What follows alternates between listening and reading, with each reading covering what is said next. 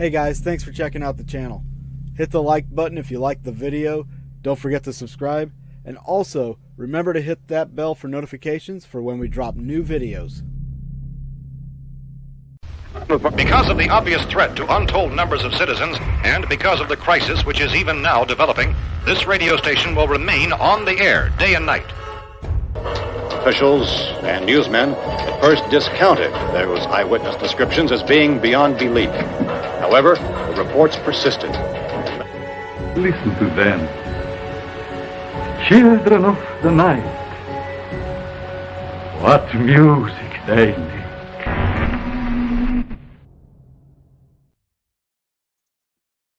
Welcome everybody to Boogeyman Radio. I'm David, and that is my muted friend Charles. Oh, he unmuted! He did it! Got it just in time. All right. Just in time. Okay. Giggity, giggity.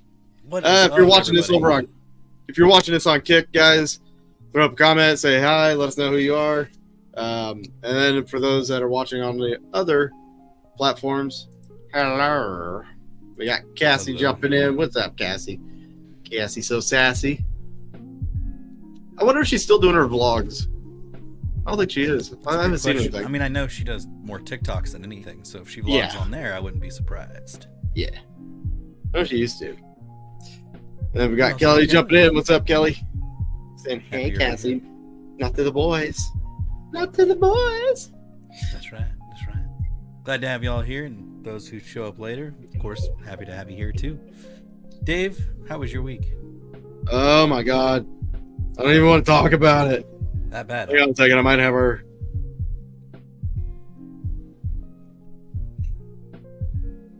Oh shit! Yeah. Did you forgot it? I forgot. No. I was checking something because it Oh. affect the next show. I forgot next Monday is Christmas, so we won't have a show, will we? Next Monday is Christmas. Yeah, we won't be having a show. So I am out of the Christmas. Sorry, guys. I have no Christmas like jingle. Cheer. No spirit for Christmas this year. I don't know what it is. I just can't get into it, and I blame work. I definitely blame work as well, because I'm working constantly with parties and different kinds of things, and it just kind of drains it out of you where you just want to go home and sleep. Yeah. But So- that's all right. I'm sorry to just put this because he just messaged. So since we won't have a show on Monday, Yes. it'll be January when we do our next show, I guess, right? Let So- me check here. Pretty much. 'Cause Well, I think the New first Year's. New Year's Day. Yeah, New Year's Day I is mean- the Monday after. So January, we'll have this person on. I'll give you a hint. He's a bit of a celebrity. Has Okay. made several movies, including some that have been in theater. Cool. That sounds Um, great. so I completely whiffed on this whole, hey, it's Christmas. And I was like, seeing if he wanted to come on next Monday or this next show. But Yeah, can't do next Monday. and I took this afterwards, like let's Robitussin. Good job, bro. Good job. Good job. And just want to say hi to Lori and Josh who joined us in the chat. Good to see y'all. Appreciate you back. Where's this round table at? Don't see a table anywhere. Well, Josh, it's in your hard to heart. see the table when you're underneath it. Exactly. What's up, Josh? Hey, Lori, how are you? So yeah, I'll have to message him back here a little bit. I'll message him after Yeah. the show. I got a 4-day weekend that weekend, so I'm so excited. Cannot Not to wait. brag, but I got Not a to brag. 5-day weekend. Ooh. Yeah. No, it's gonna be man. nice. I'm ready to work these next 3 days, or sorry, Wednesday, Thursday, Friday, and call it good for the rest of the week. But anyways, no, my week's been, like I said, just been working like crazy. Kind of trying to stay positive, about certain things in life, but everything's fine. Honestly, it's been a really good month. It's been super busy, so it's just flown by super fast. So Choose life, Charles. Choose life. Oh yeah, of course. Yes, wouldn't have it any other way. But no, that's Nope. pretty much my week. Any announcements you need? Well, this Monday,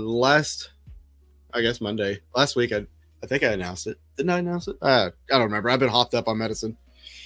No, I announced the Haunted Collabs Yes.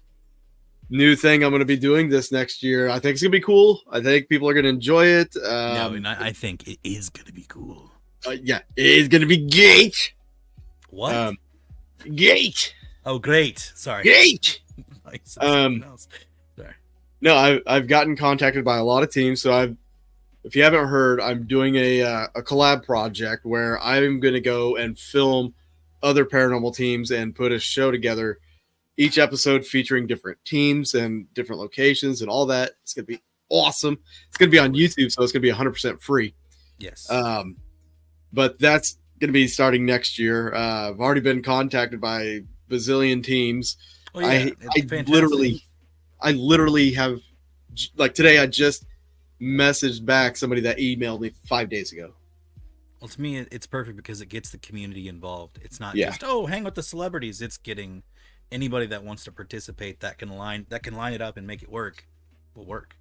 Well, I'm it's working together. It's collaborating. It's also getting information out there, like investigative styles, techniques, new equipment, possibly, data on locations. So, like, if somebody's watching the show and they've investigated that place so many times, they see the data that's being collected.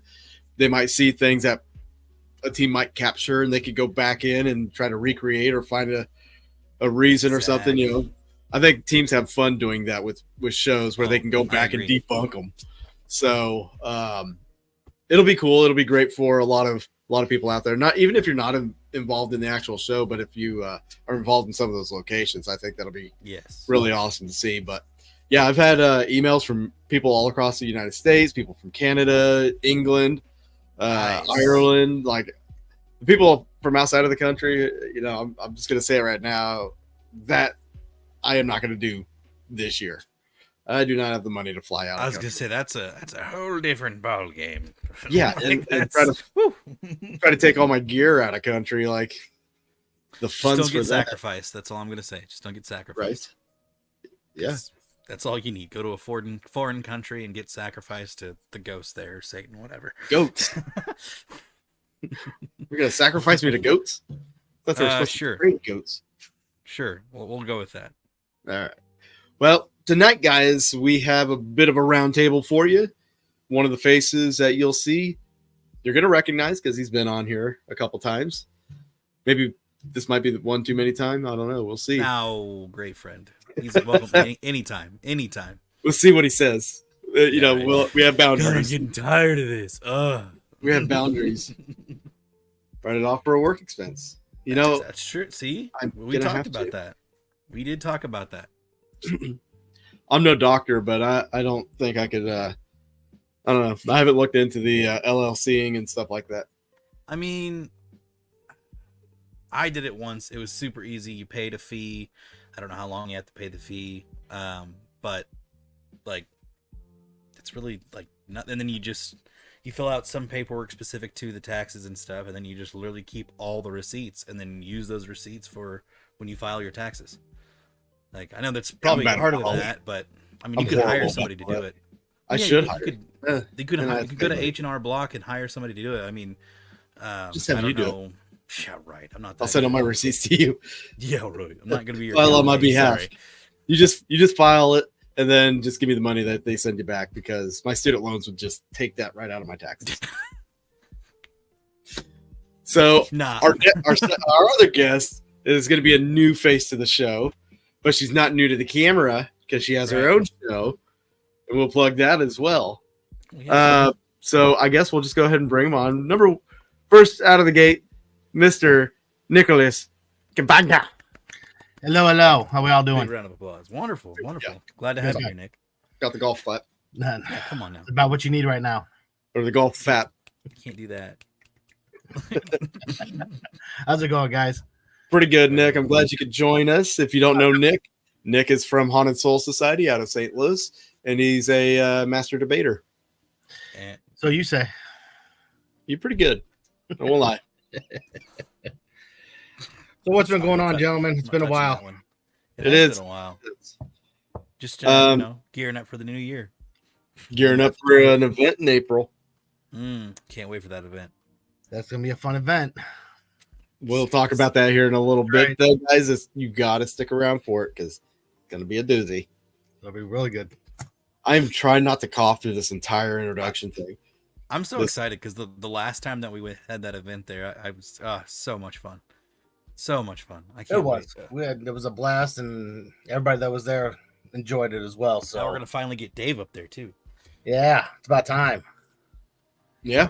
Hey, I've been there. I know you've Well, been there. I know, now but it's you haven't us. been there. Exactly. Come on, man. It's a whole new dynamic. Our next guest is better known as the Princess of Podcasting. The diva herself. She loved it. She liked it. All right. The diva herself from Everything Vaguely Paranormal Podcast, Miss Shelley Pruitt. Woo! Shelley, you are muted. Have to unmute. Oh, no. I always mute myself because I say very inappropriate things, but there's nothing I like better than being surrounded by men. Woo! Oh, I mean, best night ever. Here we go. she's not even drinking, and she's coming off that hot. All That's right, right. I'm cool. not. I'm Firing not. You off should all have given me cylinders. another hour and I would have been there, but not yet. Look, And by there's the way, three- Dave, just so you know, I prefer to be called Satan's mistress, just so you Oh. know. we're going to get canceled in about 10 minutes. Now you're fine. Sorry. Yeah. No, guys, if you haven't seen her podcast, it is on Facebook, I know, on YouTube as well. Correct? Everywhere you get your podcasts, Spotify, Apple Podcasts, I mean, you name it, you can find us. Everything Vaguely Paranormal Podcast. We're on every Tuesday night at 8 p.m. Central Standard Time. And also, we do some stuff with Scare Network TV. We've done 2 documentaries with them. I've been on Fright Club with Jack Osborne and the Ghost Brothers. And I'm really excited that you asked me very last minute to come on. Sorry, no makeup. This is what you get when I get 15 minutes notice. But I'm happy to be here. Thank you for inviting me. You're welcome. I'm glad you accepted. Although, I mean, to your detriment, you're on our show. Hey, it's okay. The 2 things I always ask people, and Dave, you've been a victim of this, is are you sure? Mhm. Whenever I ask them if they want to come on, are you sure? And right before we start, we go, remember, you agreed. So whatever happens, happens. We're all good with it. Love it. I just want to throw this out there to the audience. I implore you to look up my name for tonight. It is great. It is epic. I will reveal it later, but if you want to find out sooner than later, look it up. So I do this thing like every week just about where I change my name to somebody's name, somebody interesting, movie characters or whatever. This is a real person, but you should definitely look them up for your amusement.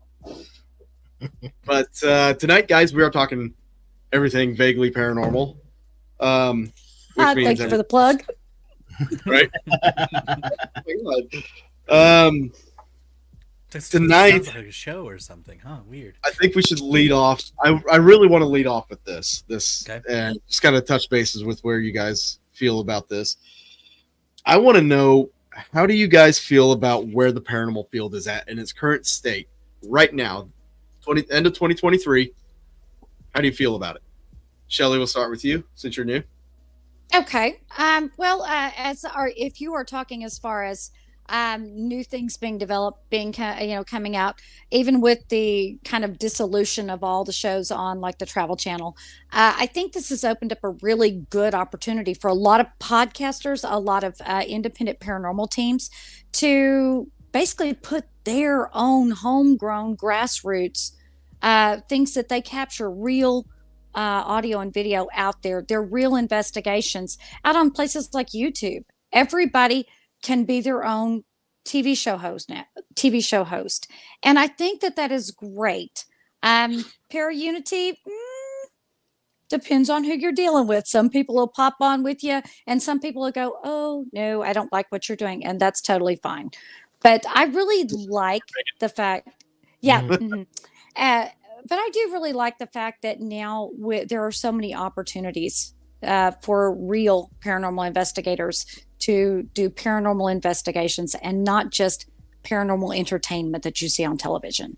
Right. I think this is a fantastic opportunity for new faces to get out there and, learn some different things from different teams.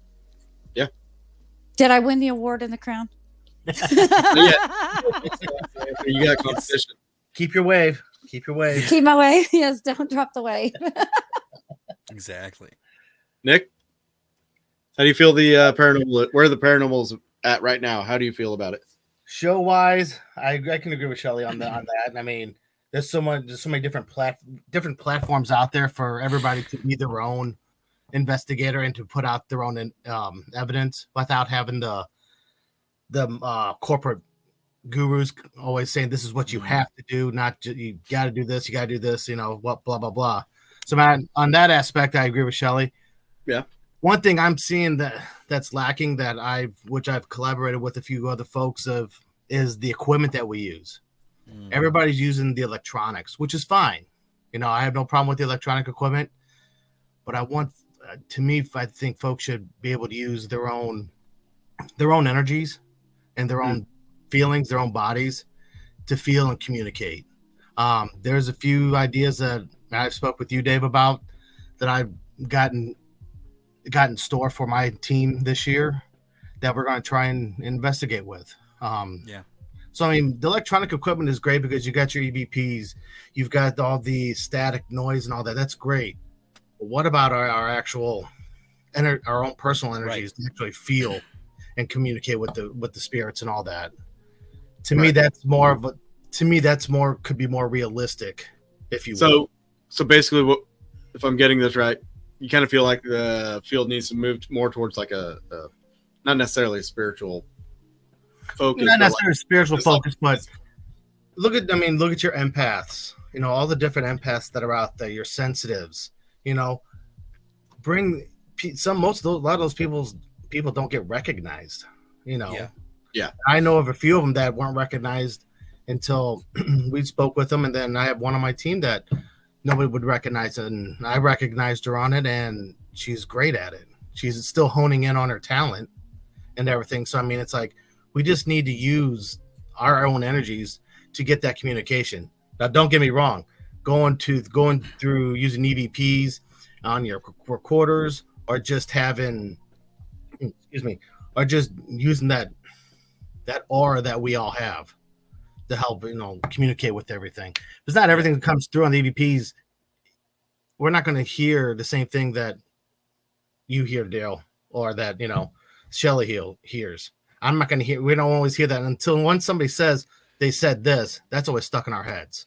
Right. And I learned that way back when, with Zach and everything, and that whole thing. When as soon as he says it, it stays in your head. So it's like for me, I think we need to get back to basics a little bit and stop blowing everything up and out of proportion sometimes. Yeah. So this basically nails on the follow-up also, but I'm going to throw this one out to you, Chuck.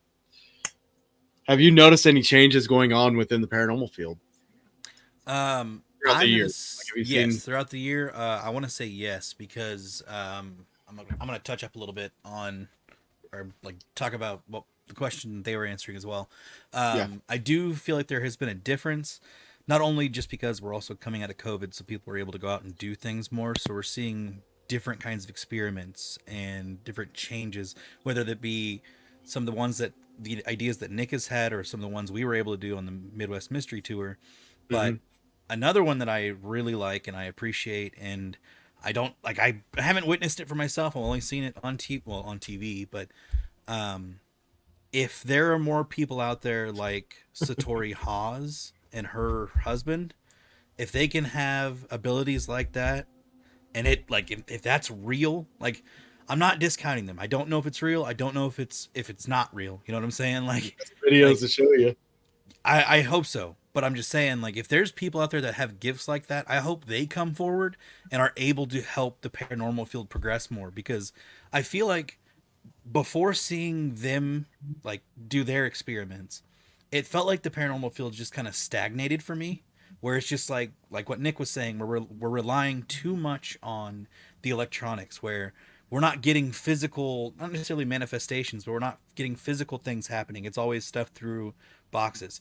Don't get me wrong. Obviously, when we use ghost boxes, those ghost boxes can say stuff that pertain to questions, but it's so hard to trust stuff like that, especially when you're relying off FM and AM radio signals, because that could always be a radio station. It can always be something else. Like, so yes, I feel like the field is progressing and such, but more so with what Nick was talking about, where I feel like things are changing, where people are realizing, hey, we can do certain things, or hey, let's use our own energy, kind of like the old ways where they would do seances and try to contact the dead through those means, which from what I can remember, the people that didn't fake, there were real accounts of how, like, people were like, how do you have these answers? How is this stuff happening? Like, so I agree with Nick. I think that we do need to get back to more of a basics and stop relying so much on, I feel like, devices that can be manipulated, like in any sense.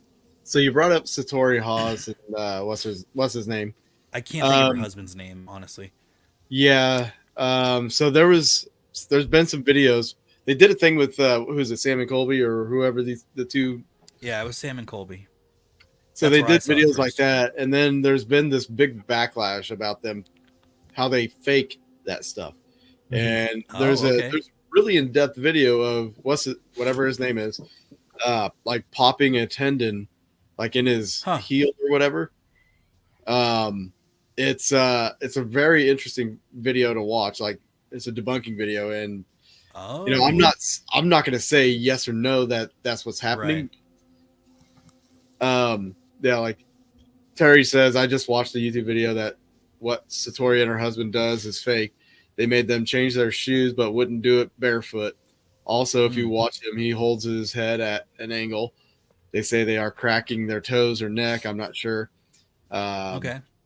Yeah. Well, as like I said, if it's truly, if it's truly fake, then it's truly fake. But I'm just saying, if people could come forward to people with use legit, their gifts, like legit people, that, because you gotta weed through all the people that are fake. Like that's in any field, honestly.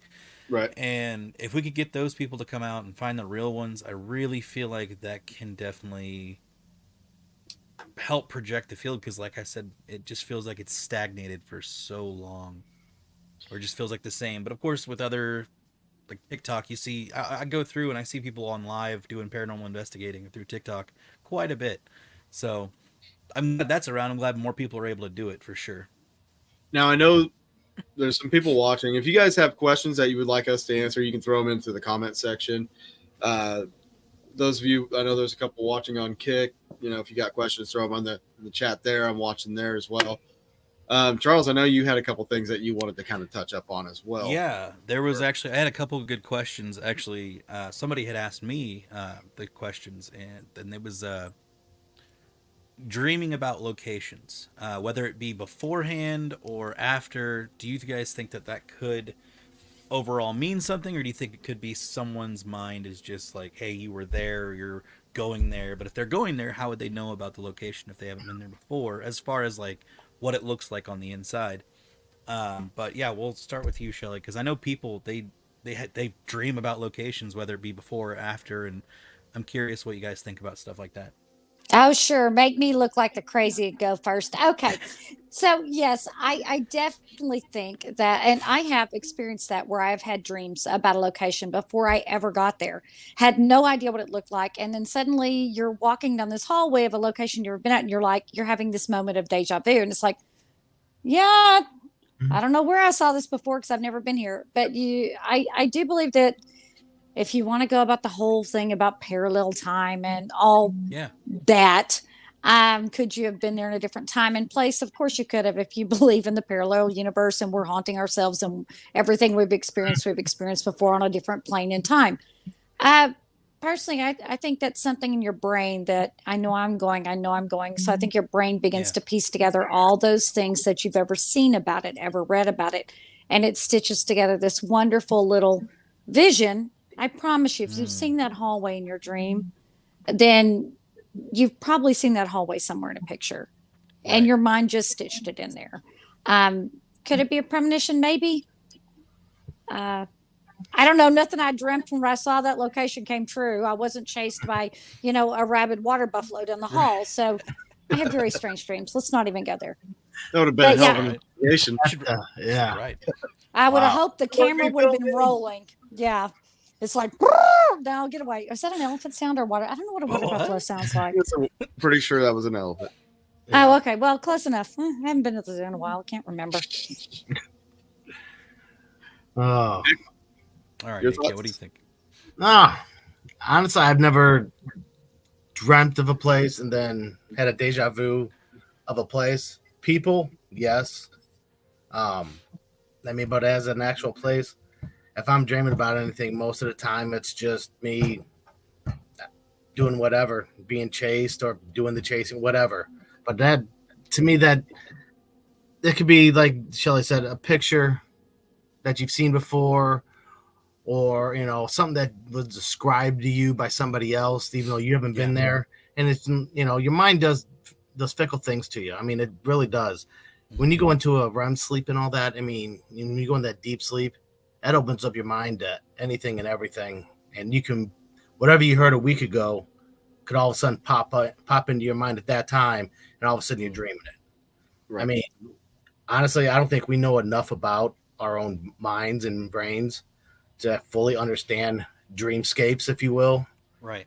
or having the parallel universe, dreaming that or anything like that. So I mean, that's a whole nother episode for you right there. Right. All that.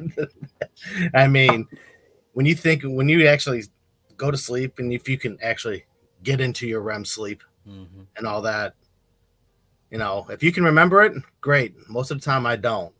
That's my problem too. I don't remember a lot. I mean, Is that because they're too horrible to remember? Yeah, man, I tell you what, either they're too horrible or if they're that damn good and I forget, then something's the matter. Let's see, and for me, if they're too horrible, I usually remember those. The horrible ones I definitely remember, but the ones that are just like, oh, okay, or like, oh man, I could have definitely wrote a book about this, or a movie script, or some crazy thing. Like, I mean, it's like when you, just to go back to it, it's like when everybody says dream interpretations, like when you're falling, what does that mean? This or if you're fighting in your dreams. I mean, like I said, that's a whole nother segment that you can go off of. Yeah, keep that in mind. Maybe maybe we'll talk about it. Look up different cultures' thoughts on like sleep. Yeah, but I mean, could it mean? Like I said, your mind can play tricks on you, or whatever you think of, or whatever you heard on the radio, saw, whatever. It's all looped in there, and all of a sudden you start dreaming it. I mean, like I said, I've never had an experience where I dreamt of a place, and all of a sudden I'm there. I'm like, holy crap, I've seen this before. Like I said, I've done that with people. Yeah. Where if somebody looks familiar, I'm like, I don't know where I would have saw them before or anything. But I mean, other than that, I mean, I would have to agree with Shelley on that one too. It's just now we don't know enough about our minds to go into it. I think Charles was with me at Malvern when I had like one of those deja vu moments. Yeah. When we were investigating, and I literally had dreamt of that investigation and exactly what I was doing at that moment in time, in the spot I was at. I kind of feel like, and like you were talking about, going into the REM sleep, you're reaching the deeper parts of your mind, and when we do that, how much is our mind actually opening up? And if you believe in the Akasha record, are we tapping into that when we're in that REM sleep? And if that record is out there, who's to say that record doesn't tell us our future? It doesn't hold all this information like our past written out for us, Yeah. So could that be the cause of deja vu moments where we're interpreting that information and it's being stored, and then when we have that moment, it's like, oh shit, I just read this chapter in this book already, Right. So like I really go ahead. I'm sorry. I was going to ask, may I ask you a question about, the Malvern Manor dream? Okay. So you were having a dream. You were doing everything that you were doing in the moment. My question becomes, because I'm a very skeptical believer, I believe that people can have abilities and things like that. But in your dream, were you doing things on an investigation that you would do every single time? I mean, I never really investigate the same way. No, but you do certain things the same way. And you... Well, like the whole thing was like walking down. Yeah. I mean, some basic things like walking down a certain part of the hallway, asking a certain question, like certain things that I wasn't said. it? Didn't it trigger from? Yeah, it was something that you had said or something that I had said, and you're like, I've dreamt this. Like this. Yeah. Like Because this there has was happened. stuff that Charles had said, stuff that I was saying, and Do then you it like recall triggered. what it was he said? It's been back in I January. wasn't paying attention. Yeah. Well, He got you so see, struck in the why, moment. Why I ask is Here's the because skeptic. your Yeah. brain recognizes patterns. Of course it does. Mhm. So Mhm. if every time that I go to pick up my spirit box, I'm going, okay, where are my headphones? You know, if I'm doing a checklist, then guess what? That becomes a routine and that's a pattern and my brain Right. recognizes it. So to have Wouldn't- deja vu of walking down and all of a sudden I'm having deja vu because you said, look in this room, it's dark. And you say, look in this room, it's dark every time we go on an investigation. Your brain's Well, going to recognize that. But what Charles was saying was also part of it. The words that came out of his mouth. That was part of Right, because if he always says that, your brain establishes that as a pattern of the investigation. I see where she's going with I it. will see. tell you, if you ever want deja vu to stop, start jumping up and down. That's something that breaks your brain's pattern. That isn't something you normally do, and deja vu will stop immediately. I feel like if you notice the Right. deja vu and say something, it like just totally kills it. Yeah. It's like, you know, Not always, because you're bringing Sometimes it focus continues. to that moment. Yeah, like for me, I have like I used to have deja vu moments all the time when I was younger, but now I don't know what it is. Like I haven't had a deja vu moment in probably like 5-6 years. Like I just don't have them that much anymore, and I don't know if it's like a lack of connectedness or what. I don't know. I just for Your some brain reason, just doesn't want to warn you anymore. I guess, or I know what it maybe is. I'm more. I'm It gave aware up. that maybe I'm too present in the right. That's gave up on I like my- it right there. It's Maybe like, I'm the too hell with him, he'll present. figure it out. That's right. Maybe it's I'm too present or aware in the situation kind of thing. you're not the president. Not present. Like I'm in the here and now, man. No, but that's very interesting though. I do see where you're coming from on that for sure. So this is probably going to turn some people off, but you ever notice like in the dark you walk around like President Biden?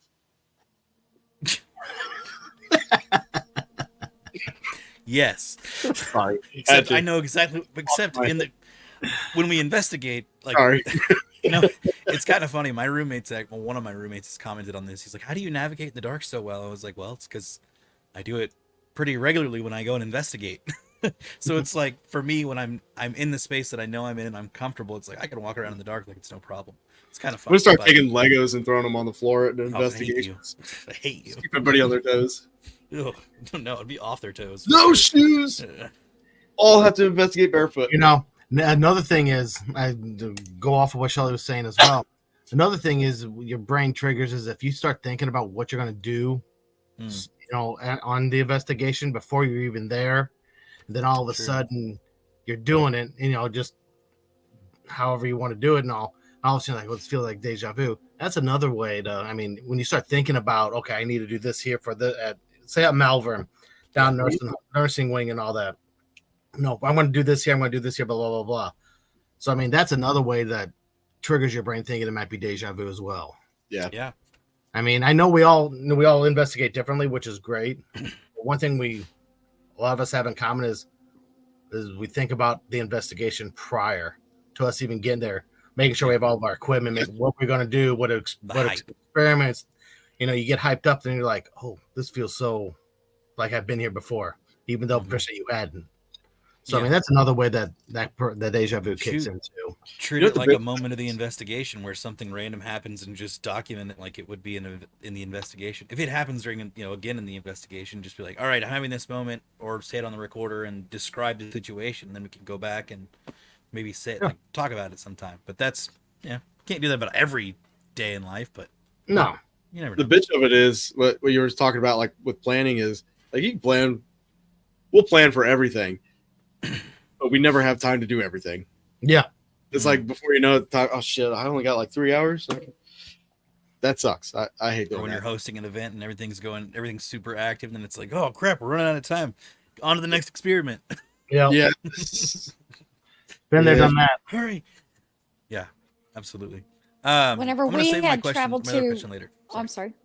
No, I was going to say that when we had gone to about running out of time, Whenever we had Mhm. gone to the Ohio State Reformatory to investigate, one of my partners in the paranormal, Mr. Ryan Roberts, he and I were the two that had gone, and we had it, I think, until 4 a.m. And it was like 6 minutes till 4, and we're going, okay, we have to start. We were down in the bowels of the Oh, solitary, wow. and we're like, we have got to make our way up and go all the way back to the front, because they said be here to check out no later than 4, and we're tearing up the stairs, and we get distracted because we were like, oh, we Oh, never no. tried that. I'm like, okay, we have time. Shit. We're like, we have time. We can do this in 2 minutes, right? 2 minutes. So we tried this quick little experiment, and we look and we're like, oh crud, we've got 3 minutes. So we're tearing Run. down. We're literally like running. We get to the end, and they're standing there with the sheet, and they're looking. They look. They're watching. Like, we have 1 minute left. And they're like, going, are y'all done? We're like, yes, we are. But yeah, Yeah, now we sometimes you just have to push it to that very last minute, because you Yeah. you get involved in these, and especially if it's something that's like your big experiment for the day, the one you've planned and planned and planned, but you want to wait till just the right time. I'm not Mhm. leaving without doing that experiment. Right. So Right. yeah, I get you on the running out of time.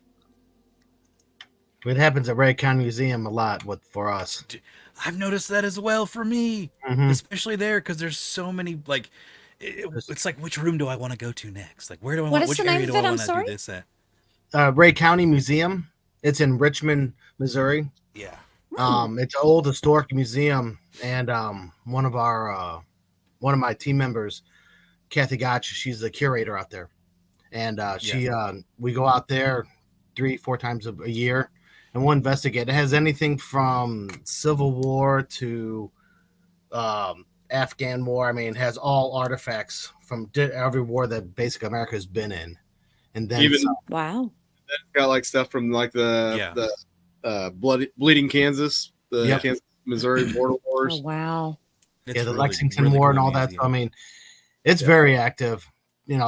Charles and David both been there with us and everything, and it's one of those places where every time we go there to, whether it's us investigating or we put an event on with attendees and all that, something happens that's different and everything in that museum, and it's a great museum to go to. We always have good reactions from everybody, and especially with the folks that don't really believe. They're that skeptics, like, whatever. I'm here because so and so drugged me. Then all of a sudden, they're just like, "What was that?" And we're just like, "What?" So going through EVP sessions, that place there is just amazing. Nick, you should investigate the cemetery sometime. Yeah, that is on my plan. That's when Because Dave and I did for the event, and we had definitely something interesting happen. What? No, that's one place we'll We discuss should here. definitely do it. We'll discuss it. Well, Bring I was gonna some say, should we tell him what happened or no? Nah. Yes, No. Okay. Cool. No. She wants to know. I do. Don't tease me. I don't like Eat your ears. that. I don't see the harm in it. I mean, it wasn't like huge. I mean, yeah, it wasn't huge, but it was I thought it was very interesting. Yeah. Like around the graveyard there, or the cemetery, there's just a bunch of overgrown weeds. So it was a little trek to get there. But when we got there, it's in a fenced in area, and then there's one stone that was dedicated by, I think, Boy Scouts. Was that what it was? Yeah. Or some group dedicated a stone for the cemetery, and they knew that a portion Certain of the names. names, of the people that are buried there. Well, the grave markers were actually wood, and there was a bad fire, and it destroyed all the markers. So they went ahead and donated this stone. Well, so we were out there doing a session, and this is before any of the guests showed up, so it was just Dave and I. And we had a ghost box, and we were, I think, about in the middle of the cemetery, and he's asking some questions, and then to our right, it sounds like heavy footsteps walking through grass. But it was dry, it was crinkly, there wasn't really Leaves. the dry leaves too, but you could feel like the thuds of when it hits the ground, and we were just like, what the heck? And that happened twice. There was one time specifically. Were we asking a certain question? I can't remember exactly. We were talking. There's one stone out there that's a grave marker. Yes. The only one of them that's a grave marker. The other one's a dedication stone. But we were around that stone, and Charles heard the first couple, and then shortly Yes. after that, we were doing something. We were saying something, and off to our left, we heard like somebody, almost like somebody was running, like through, taking a few steps, or like as if a squirrel had been running through the leaves or something. And it was daytime. It wasn't dark outside, so we could see all around us. Like there was no animals around us. We know this for sure. So we were 'Cause like, this is there an was no open field. branches falling, like nothing. It was just all open. And It's an open the field, fact that there's we no could hear, tree.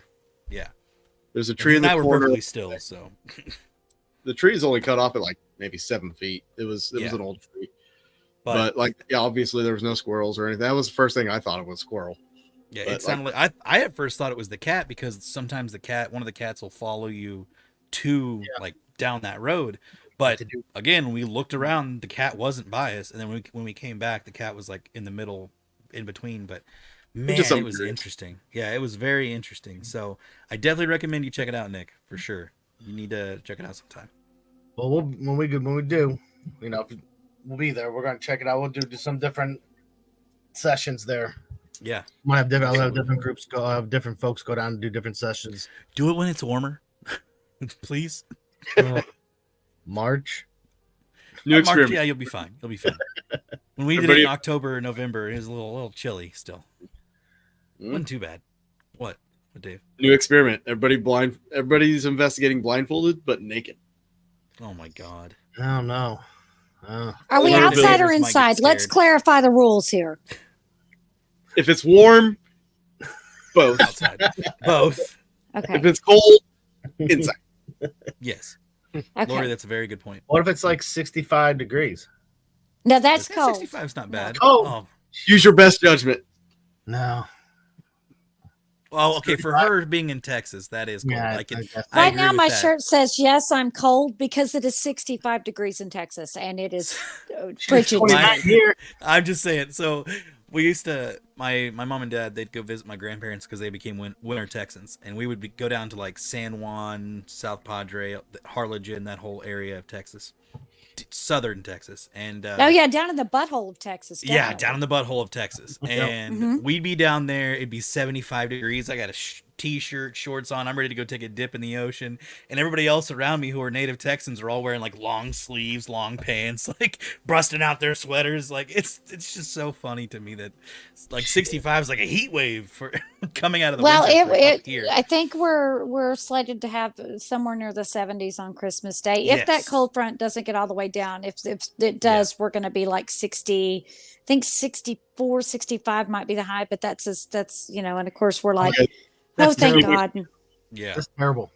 So right. Phoebe- It's so bad. Oh, that's I'm jealous of my mom wonderful. and dad. They're down in Brownsville right now, so it's like I'm super jealous of the nice weather they're having. So is FEMA going to come out if it hits 60? FEMA, Who's get outta that? here. FEMA? FEMA? Yeah, no, okay. Oh, FEMA. Why would they come out? I don't know. It's a climate Well- disaster. It's hitting 60 degrees in Texas. Oh, no. Sorry, too soon. Meow. Sorry, go ahead. Missed that No, joke you're completely. fine. You're fine. Dave, did you have another question, Dave? Go ahead. I know you have another one. All right, so I do have another one. Another So, this goes to spirit attachments. Have you ever had one? Have you ever witnessed anyone having one, and how bad it's not necessarily how bad it's messed with their life, but like, have you guys ever noticed any? Or do you know anyone, or have you had one yourself at a location or after a location? Damn, the sarcasm is running rampant. Nice. Let Nick go first so I Let don't me sound go like the first. crazy one every time. All right, yeah, Nick could go first. Nick, you be crazy first. Yeah, you be I've crazy. experienced and I've had. You okay? Um, If you don't mind me asking, how did you get rid of it? I haven't. He You investigated haven't. Nick. Oh, okay, cool. You invest- Investigated myself. Is that what you're saying, Dave? Yeah. No, I said you. thoroughly, if you know what I'm saying. You explored every corner. Also, All right. No, I didn't know that was a I have one crevice. with me. No, I still have one with me. I've been able to deal with it, if you will, and Yeah. keep it at bay. Just for the simple fact that when I was married to my first wife, it really came out in anger, and Hmm. nothing violent, physically towards anybody, but I had to replace a few doors and, but Just no, some objects. It's fine. yeah. So, I mean, I've witnessed it firsthand, and I've had it since I was coming back, going to my teenage years when I was with the occult. Okay. I've learned to deal with that it. kind of makes sense. Like, I'm not trying to like trigger No. anything. It makes sense. So I bury it, and if it does come out, I know how to take care of it and whatnot. But I've also witnessed it with a friend of mine. Yeah. And it was really odd. Yeah. Because when you think of an attachment, you think of, oh, this person's just going to be downright evil and, possess and just start, see, that's, I was gonna say, I think to me, possession and attachment are two different things. They are different things. I mean, demonic possession is something totally different. Absolutely. If you will.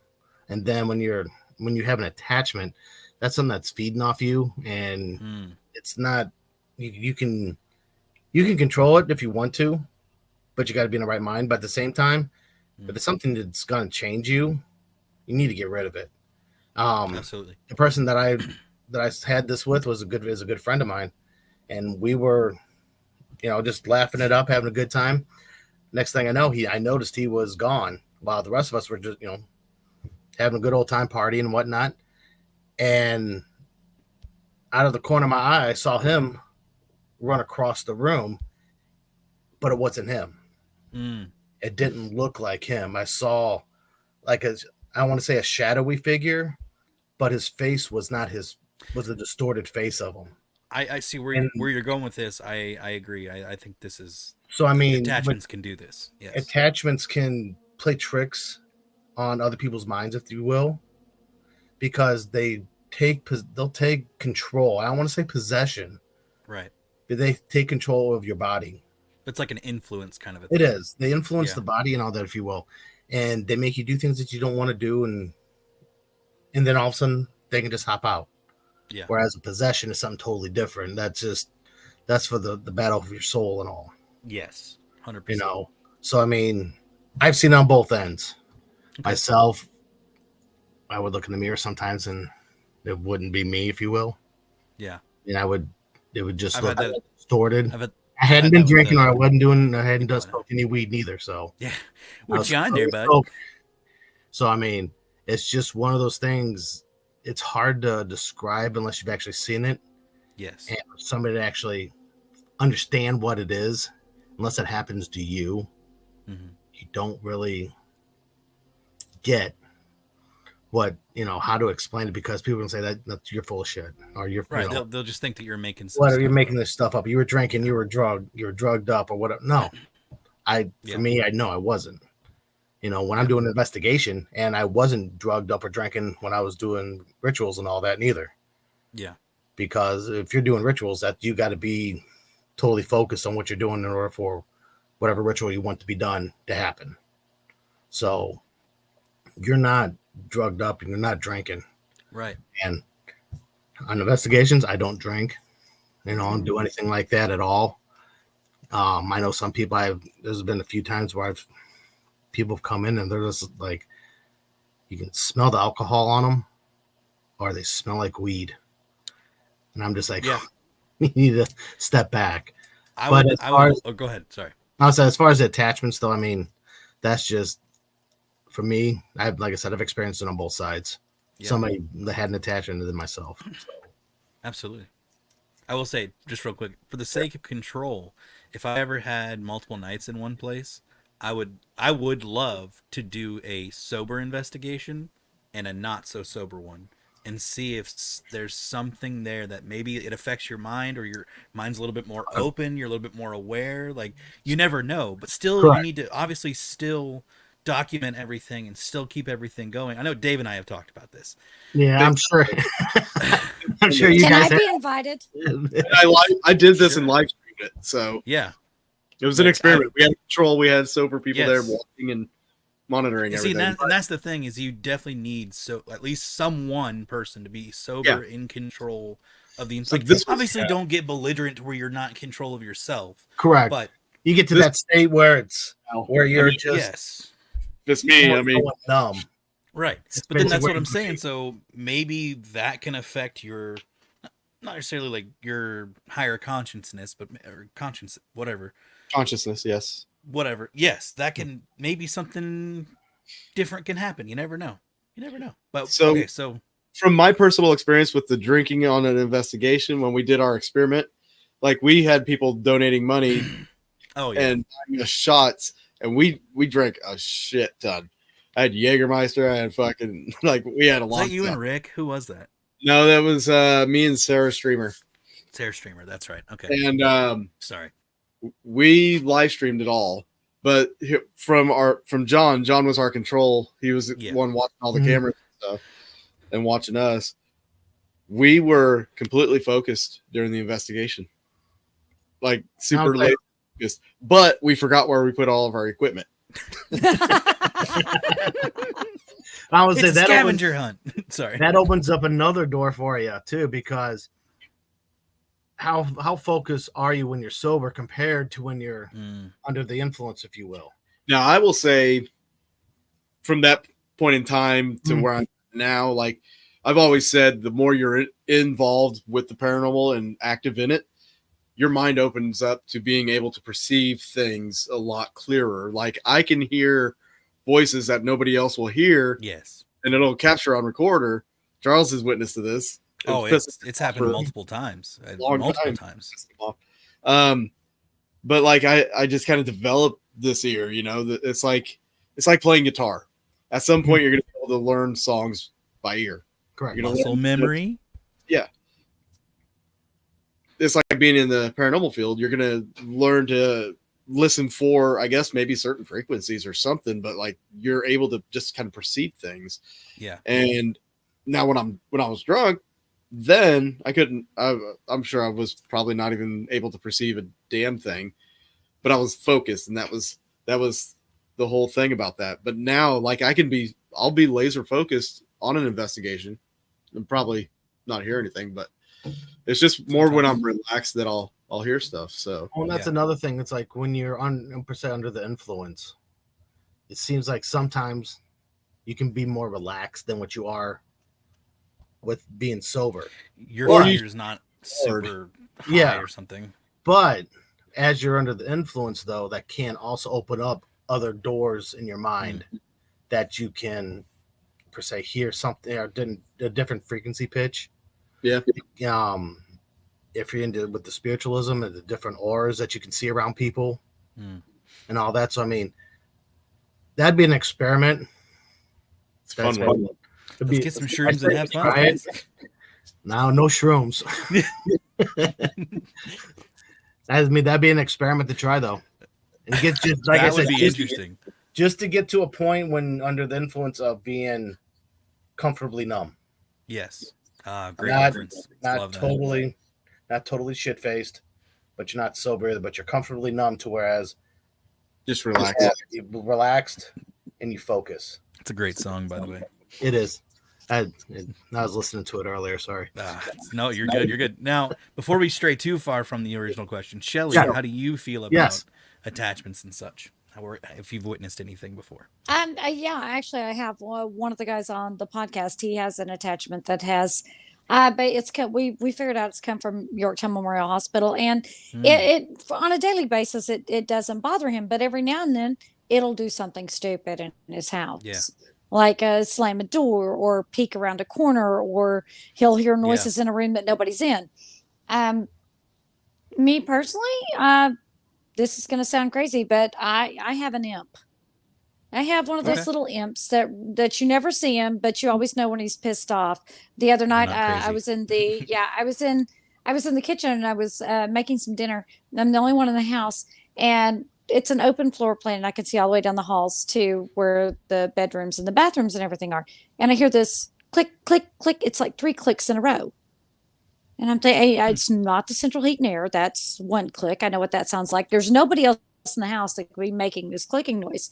And so my first thing I do is I'm thinking, all right. And so I yell, knock it off. Just yelled. And all of a sudden I hear this boom, this loud slam, like something fell. Well, a part of me went, oh.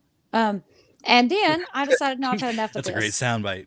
Yeah. and so I go running down the hall and I'm flipping on every light I am because I got big balls, but they ain't quite that big because I'm in the house by myself. I'm like, all right, damn it, you pissed me off. You knock that off. Don't do that crap while I'm here alone, or else you know what? You live here because I allow you to live here. I'm screaming like a lunatic at this thing.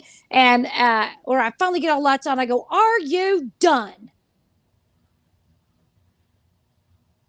Silence. And I went, that's what I thought. I walked through, I turned off every light, hoping that there were no other noises. I even went outside. There was no wind. I wanted to see if any of our chairs got knocked over from wind that were on the patio. Nothing was blown over. And we live off the paved road. And I can see anybody driving to our house down our long driveway. And I even walked out there to see if someone had driven up. Nobody. So, but yeah, I have things that will disappear and reappear. You know how whenever you walk in your house, you have things you put in certain spaces. And I put things in exactly the same space all the time because I get scatterbrained. I start thinking of too many things at once. And if I don't put things in the same place, I lose them. I have had my shoes that always sit at the end of my bed because I don't walk around barefooted. I have a lot of problems anyway. And I found them underneath the bed on the other side. Not the side of the bed I sleep on. I sleep in my bed by myself. Get in on one side, get out on one side. How they got on the other side of the bed underneath it, I have no idea. But yeah, so I don't know if an imp would be considered an attachment, but I have one of those little suckers running around. And whenever he gets pissed off, sometimes you have to remind him that he lives here because I let him. But as far as spirituals, like ghosties, yeah, I've seen people that have had ghosties, and as long as they keep them in check, it's my opinion, because Blake, who's on the podcast, he has to keep him in check. He has to make sure he's, occasionally cleansing the house. And because this one's strong enough that he doesn't just go away with cleansing the house. He's had a Reiki healer do things, and whoever that guy is, he's got his claws in pretty good into him. So as long as he can keep him at bay. That's what he does. In bed. That's basically how I do it too. I just keep mine at bay. So just one of those things you just gotta learn to deal with. Yeah. I agree. Sorry. No, I was just going to say that I was going to say something. I'm like, I agree, because there have been several people that have tried to help him remove this attachment. 3 or 4 different Reiki healers, a priest. We had a friend of ours who's a priest, and none of them can seem to get it to turn loose. So Blake's trying to figure out how to deal with him. Well, did he try unplugging it and plugging it back in? Jesus. I asked him about that. Talking about a hard reset. Yeah, hard reset. Could that work with going? I mean, does he know the location that he got it from? We know exactly where it is. Yeah. Has he tried going back there and tried? I would say confronting it there. Would that do anything? You think? No. Okay. Cool. That's he got it when he was with me, and so he blames me. He says, "Good job, he says it's my fault." Yeah, I know. It's all right. I suggest blame me. Everybody else does. Does the place start with an H by chance? No, it's Yorktown Memorial Hospital. Oh, okay. Well, I was thinking Hill House. Which one? Hill House? Yorktown. Hill House. Gotcha. No, that's what I was got thinking. It at Yorktown Memorial Hospital. If you have never been there, it's a trip. It's an alleged demonic haunting. That is one of the, and I don't cry demon. I think 99% of places you go, people go, "Oh, it's a demon." No, it's not. Yeah, it's not. I agree. But that is one of probably 2 places that I've been to that I would legitimately say that there is something that is not of this world. Yeah. That goes along. That's kind of going along with the point that I was going to make. A lot of people don't like when you talk to people that are not like they're not really familiar with the paranormal, but they're like, "Oh yeah, I see the ghost show." Yeah. People don't really understand the dangers that come with investigating and being a part of this field. Danger. Danger, Will Robinson. No. So, and it's something I tend not to talk about with, I'm gonna just say normies or normal people, because if you tell them that, it's kind of like a shock, or they kind of just don't believe you either way. And it's like, well, if it's so dangerous, why are you still doing it? And it's just like, well, it's kind of a passion, and I want to keep doing it. So sorry, not sorry, but I'm gonna keep doing what I love. Whenever people ask me that, I always go, I'm just not that smart. Right. You know? That's fair, I guess. That's fair. But I feel like that's something that a lot of people, especially even a lot of these TV shows or people on YouTube, they go into places kind of blindly and just hope for the best and try to get clicks and likes and stuff. And then they wonder, like, why is my life so crappy sometimes? Well, you might have something following you. Come at me, bro. Yeah. If you walk in, would you want somebody to walk into your house going, come at me, bro? Dude, I'm coming at you. Yeah. You know, that's what that'd be a bitch slap right there. Oh yeah, absolutely. And basically, that's what the spirits do. You know, Yes. you go into somebody else's home, house. if you will. It's their house. Yeah. Their house. Absolutely. You go into somebody's house and say, "Come on, give me your best shot," and you walk out of there saying, "Somebody slapped me. Or I got punched." It's like, well, what do you expect? Are you antagonizing me? Same thing. What are you gonna do? Exactly. You know. Exactly. I got a question for y'all. Okay. What do you think is the just one piece of equipment that investigators use, whether they're newbies, inexperienced, experienced, or anything? What's the one piece of equipment do you think that the investigators will neglect? Like not use. Wait, that use much? or neglect? Huh? No, use or they neglect. use it, but they neglect to do something with it. So like they have it, but they don't really use it that much. Or no, they have it, but they use it. Yeah, but they may not do something to make sure something doesn't follow them home, or or they.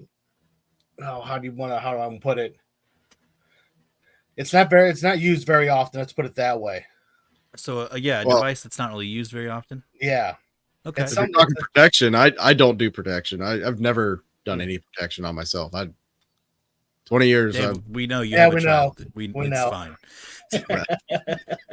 You have a daughter. We know. It's okay. It took 20 years. Cat's not out of the bag. No surprise. You have one that you know of. You have one that you know of. Damn. Yeah. You start first, or somebody start first. I'm gonna sit back down this one. It's just one piece of equipment. And one piece of equipment that people neglect to do something with. It's like their brain. Well, that's that's almost everybody in our field. Fair enough. I'll just say it like this: it's not electronic. I will. Everybody's afraid of it. Afraid of it? Are we talking about Pendulums? Ouija boards? There you go. Okay, I was like, well, I thought you meant like, hey, what's something specific to you that you think people have but don't use? Sorry, if you look in the paranormal field, when let's put it this way, when you go back to spiritualism back in the early 1900s, that was a way of communication with everybody. Very common, yeah. For the spirits, for they would do the board. It's, to me, I've used it. I've had good experiences, bad experiences. I mean, I've used it, but everybody that I've talked to that has used it, they play around with it. Yeah. What's the one thing that I'm going to say 80% of people don't do? Close it out. Close it. They don't close it. They don't say goodbye. They don't say goodbye and thank you and all that. Yeah. So you've got to think, when I said earlier on, getting back to basics, that's basic. That's going back to like that seance style. The seance style, early 20s and all that. Putting bells on the doors, candles. Yeah. So I mean, pendulums just kind of hanging around, like something that can easily rotate. You look at your boards. The biggest thing is people do not close them, and they say, "Oh, they get a bad rap." It's like, well, of course they're getting a bad rap because if you're using them, you need to close it. Yes. It's like when people are being stupid. Yeah, it's like like my father used to say, "Were you born in a barn? Might have left the door open." You know, same instance. It's like, how you want to get ants? I mean, essentially, you're trying, like, in a way, to me, if you're not necessarily channeling through yourself, if you're just using the board, I could say maybe you're using like a portal kind of thing where It is. you're not summoning necessarily a portal specifically, but like unbeknownst, you No, could but it be opens up doing one. that. You're doing the Yes, same thing with exactly. equipment. With I'd say with recorders, with but You're doing the same to thing, me but though, like I said, go though, ahead. that's getting back to basics. Yeah. Yeah. And With not- that, the Mhm. reason why I think the board's a little different is it incorporates not only your own physical energy that you're tying into it, but you're also opening up being possibly because you're both touching the planchette at the same time, supposedly, right? So, like that to me is like a tie-in point. Now, if you have a recorder sitting down somewhere or a REM pod sitting down somewhere, Talking about yeah, transference of energy. yeah, like Yes. you could be just asking questions and that's all you're doing, but you're not physically touching. Now, if you're holding the ghost box or you're holding the recorder or holding a you know, Correct. that could be different. But the reason why I think, like to me, there is like, yeah, it is, you are using electronic devices to summon necessarily, not really Correct. summon, but to Communicate. Communicate. but with the planchette of a board, it's a little bit more personal, I feel like, because you're tying each other's energy through that planchette. So let me Yeah. ask you this: like 100 years from now, are people going to say digital recorders were the devil's work? It's all Are they the going to be devil's afraid work. of that? It's all the I'd devil's say work. to a lot of Well, I people. mean, are they gonna put a connotation like they did on the Ouija board? Probably. Yeah. These people Probably. out there So talking I'm dead. sorry. Good. Absolutely. I was just gonna say, I wonder if they stopped using Ouija boards because obviously it is a religion thing. Like it stems from probably the church coming in and be like, "Don't do that. It's so many devils." I'm wondering if it's more of like what we are talking about, where they're not closing things out properly and they're causing just negative events to happen. And Correct. people could be like, "Oh, we've noticed that this group of teenagers were playing with this board and it's caused one of them to go mentally insane," or, you know what I mean, mentally insane. And But yet Parker Brothers have made billions off of it.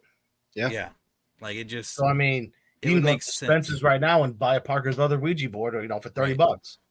Bob at Walmart. The Barbie version. Yeah, the Barbie. You're the Barbie version. Yeah, God. God, no. We're gonna I'm not summon playing with- Ken. That's pretty damn scary. Great. No. No. You want to see Barbie? No. You? No. No. Why are you dressed like Barbie? I'm not.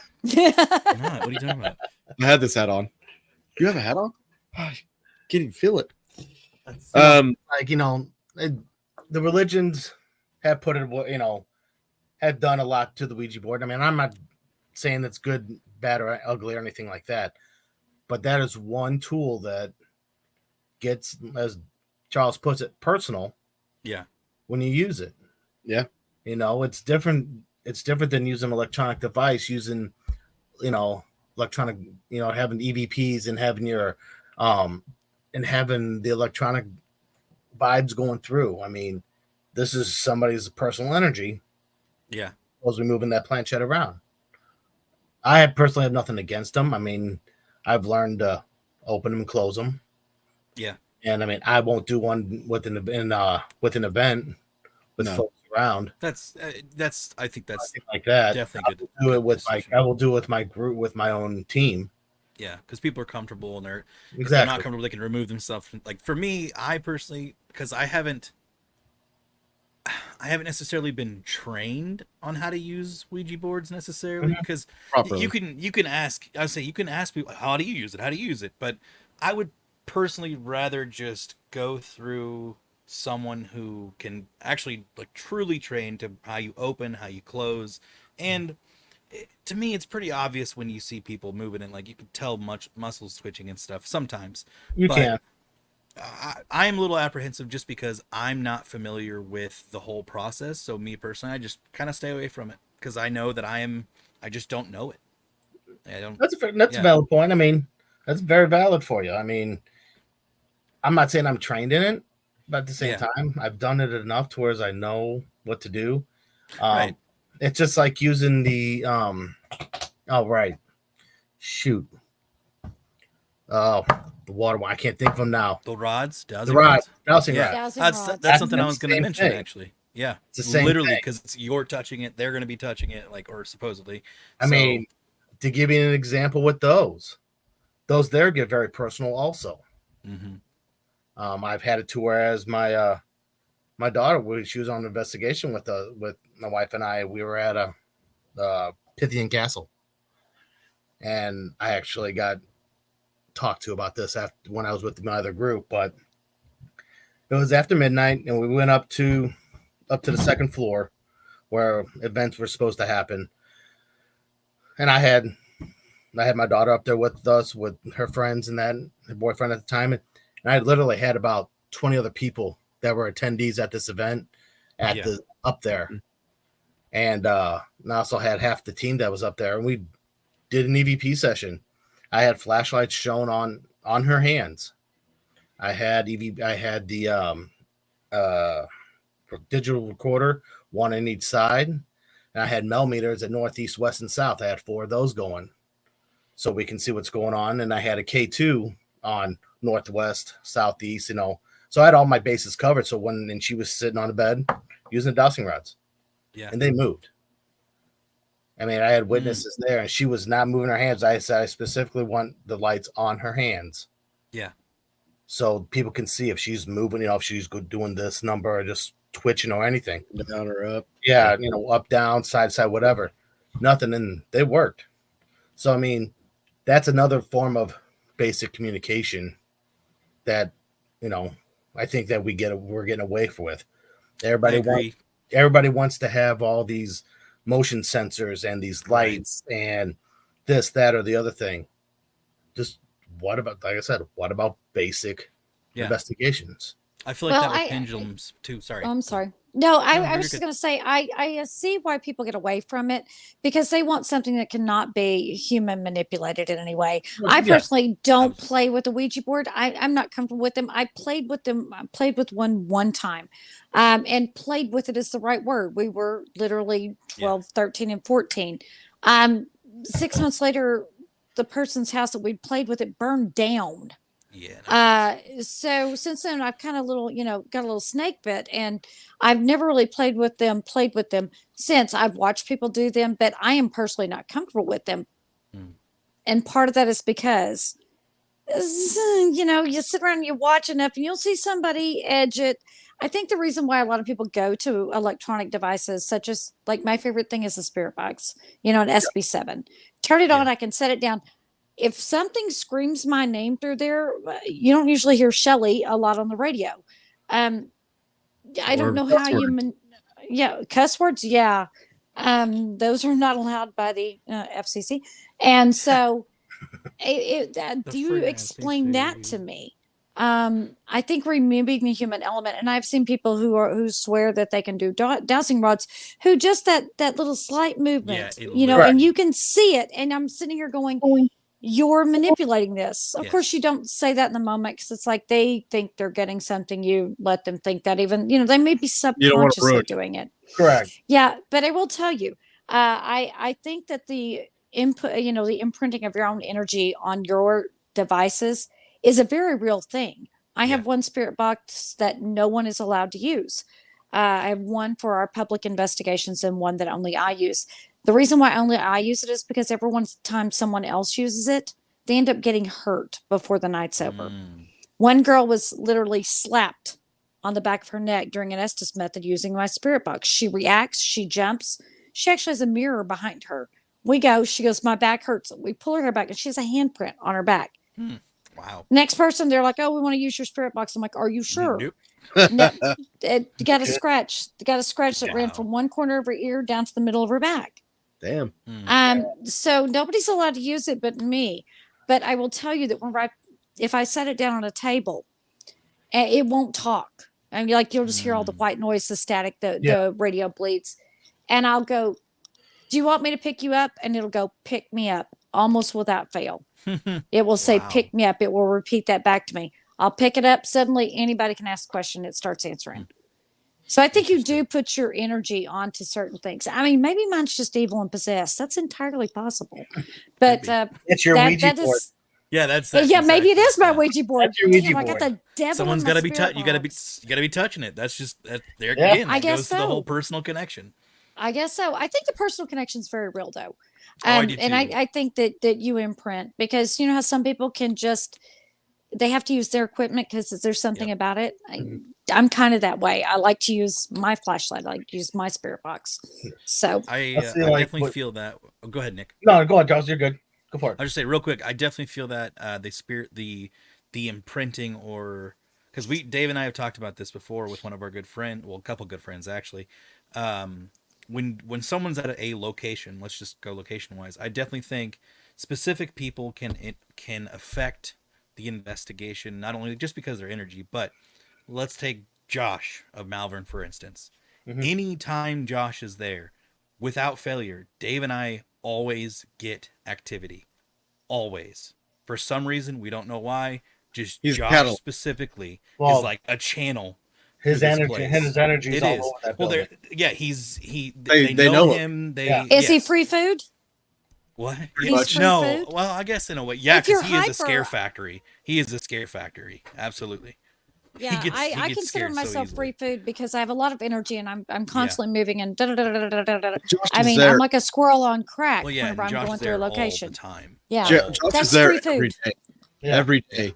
So they're familiar with him. Yeah. So there's a Same with- familiarity right there. So a spirit might feel comfortable with him Yes. since they've seen him there all the time. Right. Yeah. But he is like also one of those people that like he puts that energy out there anyway. Yes, he Yes. does. That fear that he has is a natural energy that we admit. And Well, that's why I think Josh Carpenter is very. emits, yeah, Josh emits a lot of fear, Yes, he does. a lot of energy out of that. So Well, okay. yeah, and then I wanna- Spurrier. I know Yeah, you're go ahead. bring up Spurrier. Yeah, I was going to say Justin Spurrier with the 1858 Garnett House. He has activity there all the time. I mean, I've been Especially there when a he's lot and have had a lot of activity as well. But Justin, no matter where he goes, he has activity. But I think a lot of that has to do with an attachment too. Yes. So he's got That I agree with. attachments. But I definitely think that people can, especially people that have spent their not entire time, but spent a lot of time, like even let's just say somebody from a different paranormal team or someone that, like, if you go to investigate, like when we go and investigate at Ray County, like Nick and his team's been there enough that usually when they're there, somebody gets stuff to happen. Like, Yeah. To me, it's very interesting how connected people can be to locations. And it's not a like, oh, I can't wait to go back. I feel like it's my second home, or I feel a calling there. It's more of just like, person walks in, the ghosts are like, hey, we remember you, or like, oh man, this asshole. All right, let's do some stuff. Like kind of energy, and that'll get things to happen. So And that's I how think that actually factors, like technology. that's how my relationship was with Garnett. Like, whatever there Dave. would actually do things when I asked it to. Yeah. And I've got video proof of this. I've turned some people that were non-believers into believers, having it turn on a light like 3 times. Well, not to mention said your name multiple times when you're not even there. And it also, like, during a live stream, the night I almost died. Yeah. True story. I almost died. It was after a film screening that I did up I want to say it was Ottawa, Kansas. It's about 20 minutes north. Josh and Rob Garcia, Justin and Rob Garcia, they came up and they were like, hey, why don't you come down to the Garnett? And I was like, all right. Didn't have any equipment, so I just went there and live streamed for about 4 hours. First hour, nothing happened. Second and third hours, nothing happened. Primarily because the first hour was because Rob was there. Rob kills everything. He's like the kid that walks in on his parents and kills his father. Mudo. Then Justin, I don't know why nothing was going on when Justin was there, which was weird. But after they left, that's when everything started kicking off. I had it activating toys, like they had Furbies there. Whatever was there was mimicking the Furbies. And it's on video. Thank you. You can hear it. Right? It was mimicking the Furbies, and I'd go in the room. Furbies were off. Nothing was going off. And I searched the house, tore the house apart looking for another damn Furby. But then it started getting vocal with me, and what I was hearing personally was a growl / hiss combined, like literally next to me, and it's on the live stream. You hear it on the live stream, and that freaked me out because of things I've seen there. But then Justin jumps on the live stream, like, Justin, watch this, because every time I was asking, like, it was doing stuff. Like, Justin, watch this. Ask for it to make a noise, and you hear this bang downstairs. And I'm like, no, we want to hear your voice. Can we hear your voice? And then it does that growl hiss thing again right next to me. And I'm just like, see? And that's when it started. Later that night, it was I ended like the stream at about 4:00 in the morning. I tried to go to bed, get some sleep before I drove home. Activity continued. I couldn't sleep, so I was like, fuck it, going home. Just gonna go. So I'm doing like 80 down the highway, and starts feeling like I got a flat tire. I decided to pull over, and as I'm slowing down, it's getting worse. And I get out, and I look at my tires, and the front passenger tire, all the lug nuts, the bolts were all snapped off, except for the last one, and it was like just barely hanging on there. So my tire was that close to like coming off the car or off my rear end. If I was still driving doing 80 miles an hour and that come off, I probably would not be here. No, probably not.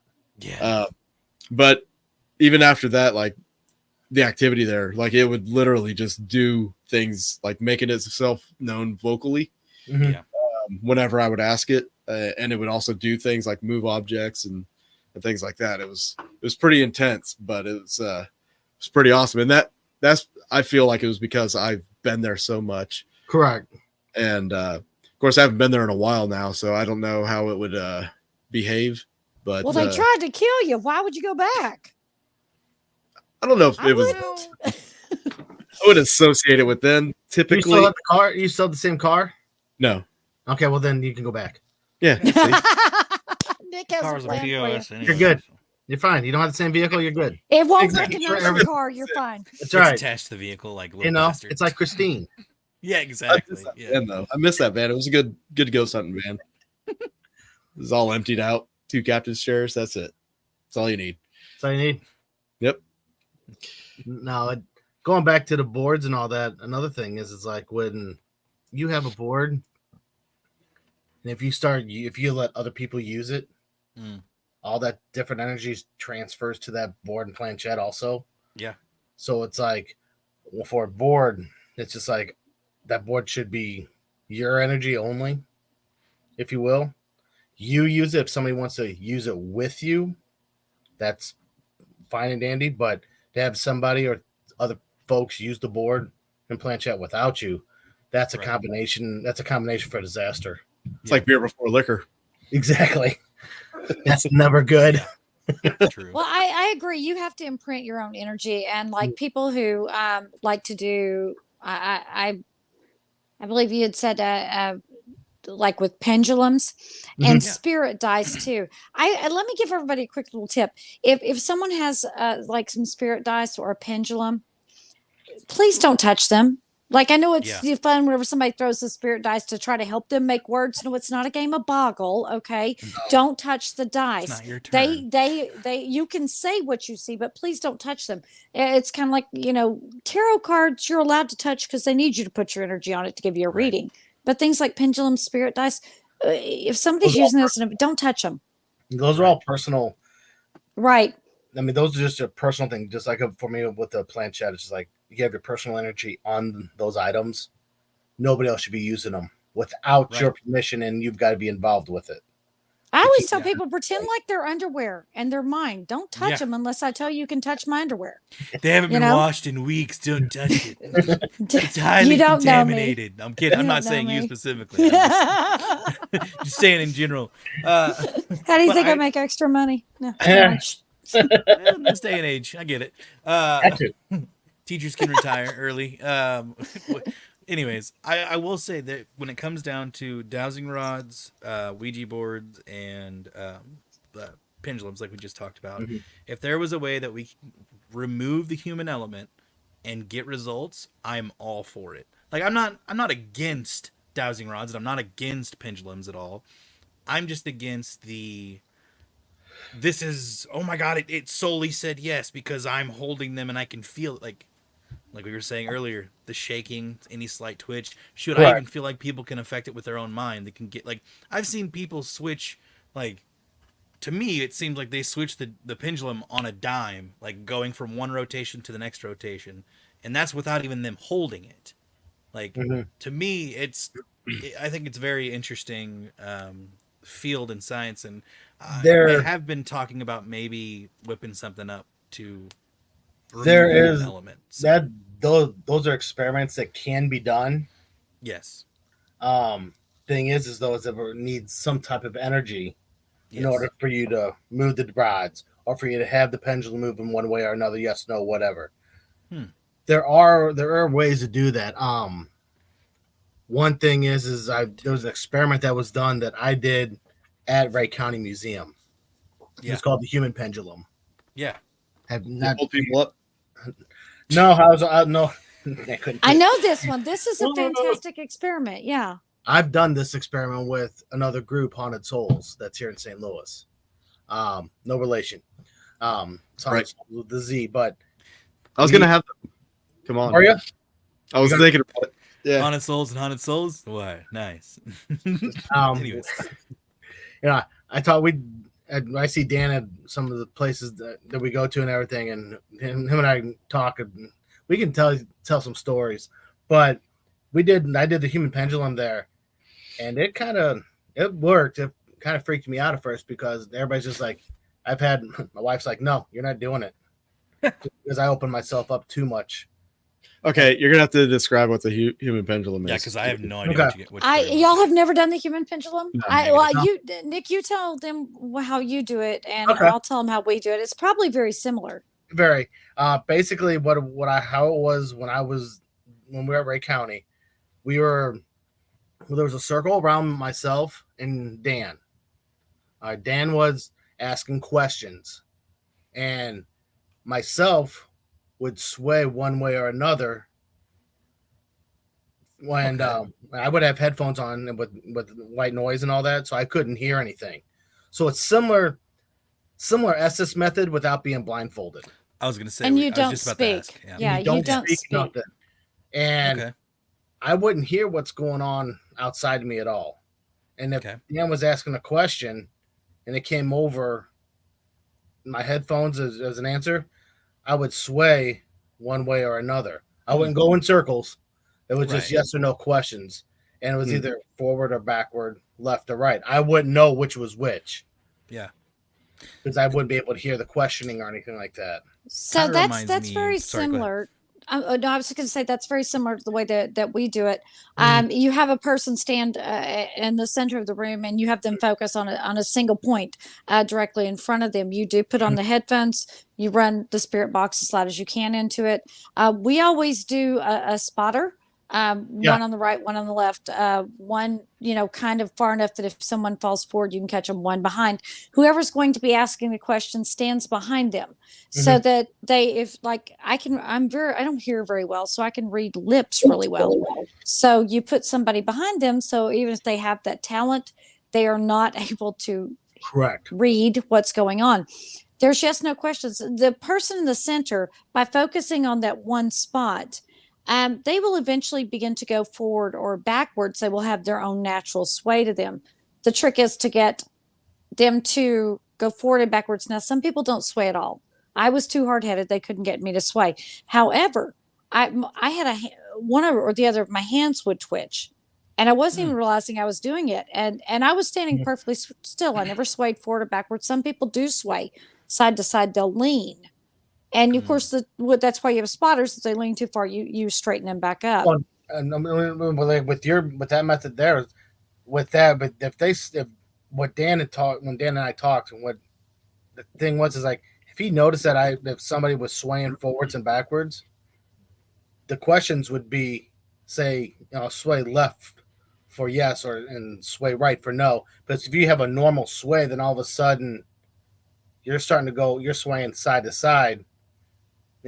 That's something else that happens as well. Yeah. I mean, Right. Well, we always ask the show me your yes, just like you would with dowsing rods or with a pendulum. Right.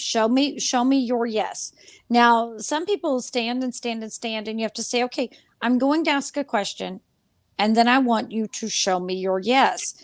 By that point, they've had a time to focus, kind of clear their mind. They're only hearing the white noise. Some people will actually lean for a yes, and maybe they'll go backwards for a no. So you could have them, doing this, It just depends. And we always throw in, if you don't know, you can show me what, if you don't know, how will you answer me? And sometimes they'll go the other way. That's always a fun one to throw in if you really want to make them a human ping pong ball, which is always fun. That's a very interesting perspective that I actually never really thought of. That I don't know answer. If you don't It's know, usually- how 'cause will you it's- tell me? Yeah, it's usually like, that is you interesting. usually hear people, it's a yes or a no, not a, well, I literally do not know. Like, Yeah, I always throw in I don't You know, know what I 'cause there's mean? a lot of That's things I pretty don't good. know. Why Yeah, why would we exactly. expect them to have every answer in the spirit world? If you don't know, it's okay. It's cool. Say I That's don't true. know. Yeah. Yeah. Which might That's a very good elicit a point. response that you might not get because the answer isn't yes or no because they don't know the answer. Correct. And it also might make the entity or spirit a little more happier to answer your other questions, because like if Correct. it's like I don't know questions, you're like, why am I even talking to this person? Yeah. True. I don't know. Like, I'm just Is your gonna name Bob? You I don't know. I don't know any damn Bob. Right. Get out of here. No. You know? Did you kill someone? I don't know. Did Yeah, you touch that's a someone? very No, good that point. wasn't me. That Wasn't was me. that Well, there weirdo was- in the corner over there. So how do you guys, another question, and it kind of goes back to tech that nobody uses, and I don't see people use it, but candles, like the flame of a candle. Mhm. Some people would, you could ask questions with that whole similar, well, and she's gone, and she's back. You have that whole similar swaying and back and forth stuff, and when you were talking about the pendulum, it reminded me of like the sway of a candle, and I was just like, huh, that actually would be a pretty good experiment. blow the candle up to close the session. Yeah. I mean, Talking to that'd the be ghost. kind of cool if you blow out the candle. Yeah, blow out the candle if you want us to leave. It's like, oh, If you want to stop talking to me, just blow it out. just blow it up. Yep. Yeah, close All the of a sudden session it for goes, yourself. and you're like, what Exactly. a dick. What a Man, didn't even get to talk to you. Yes. And then it comes right back on, but it's a different You're color right. flame. Oh my God, that'd be weird. Who Now lit that the would be candle? something cool to catch. The Virgin. Yeah. I mean, That you would can. be really interesting. It would be because like you would have to have like a flame to reignite the flame, because like with the smoke, like have you guys ever seen the trick where you relight a candle that's been blown out? From above, from No. above the candle. From itself. Okay. You put the Yeah. flame in the smoke and it'll jump to It'll the candle. travel downward and Downwards. relight I the didn't know candlestick. that. Yeah, that's Yep. a thing. Mhm. So you would have to have plasma from the flame, Yep. all the elements of the flame to reignite that. And if you can get something to candle. conjure flame, then I don't know if you want to be dealing with whatever that is. Just Right. saying. As long as it's not a black flame, you're fine. Yeah, that's. Well, I true, mean, that's a like, good point. when there's rips in space and time, they say there's elements of plasma being left behind. Yeah. So It if could that be- were to occur, then there was a little sliver of a rip to possibly ignite, that carbon. So interesting thought. Interesting. Something else we'll have to try. Yeah, Oh, another yeah. experiment. Why No. not? I was thinking too, is like if you could get the dowsing rods to be not manipulated, so like have them being held by, I don't know, like a tripod style device or something, and then you were to plug in a battery or some sort of energy generator into the dowsing rods, that'd be kind of interesting too. That'd Just be a don't neat touch little the rods. experiment. Yeah, exactly. Don't touch the rods. Only the ghost can touch the Not rods. at the and same time. Exactly. Don't cross them. But that's what I'm saying. Like the rods would be doing their own thing, kind of like Correct. in its own mechanism, and then you just try to get answers. That way, it removes the human element completely, and you can just feed a lot of energy through those rods. That would be kind of cool, kind of like a Nikola Tesla kind of thing. Just feed the energy through and see if it'll have any benefits. I don't know. It's a neat little thought. So speaking of energy, let's put some positive energy into this one. We could sit here and we could bitch about the paranormal field all we want. Like it would be a whole night of a show. So let's flip that around. What is something that you love seeing coming out of the field now? Like what you've seen maybe this year or the last year, something that you love seeing coming out of the paranormal fields. I love seeing all the, number one, the new faces. I love seeing all of the new experiments. I like to see the way different teams do things. Again, being able to find them on places like YouTube and stuff like that, you actually get to learn something or see a new experiment or from someone that you would may have never gotten the opportunity to ever meet or witness the way that they investigate. I think there's a huge learning opportunity with all the availability we have to each other now. That's my favorite thing. Yeah. Nick, how about Honestly, you, I buddy? really don't have a favorite thing. I'm not gonna You lie. negative Nancy. I'm God sorry. dang it! I knew it. I mean, I do like seeing new faces and all that. I like that. I just wish I would see more out of the box type experiments. Hmm. You know, to feed to the positive side. It's like, yeah, this works because of this. You know, myself, I'll put myself in danger before anybody else to try an experiment, to try to debunk something, or to say, hey, this works.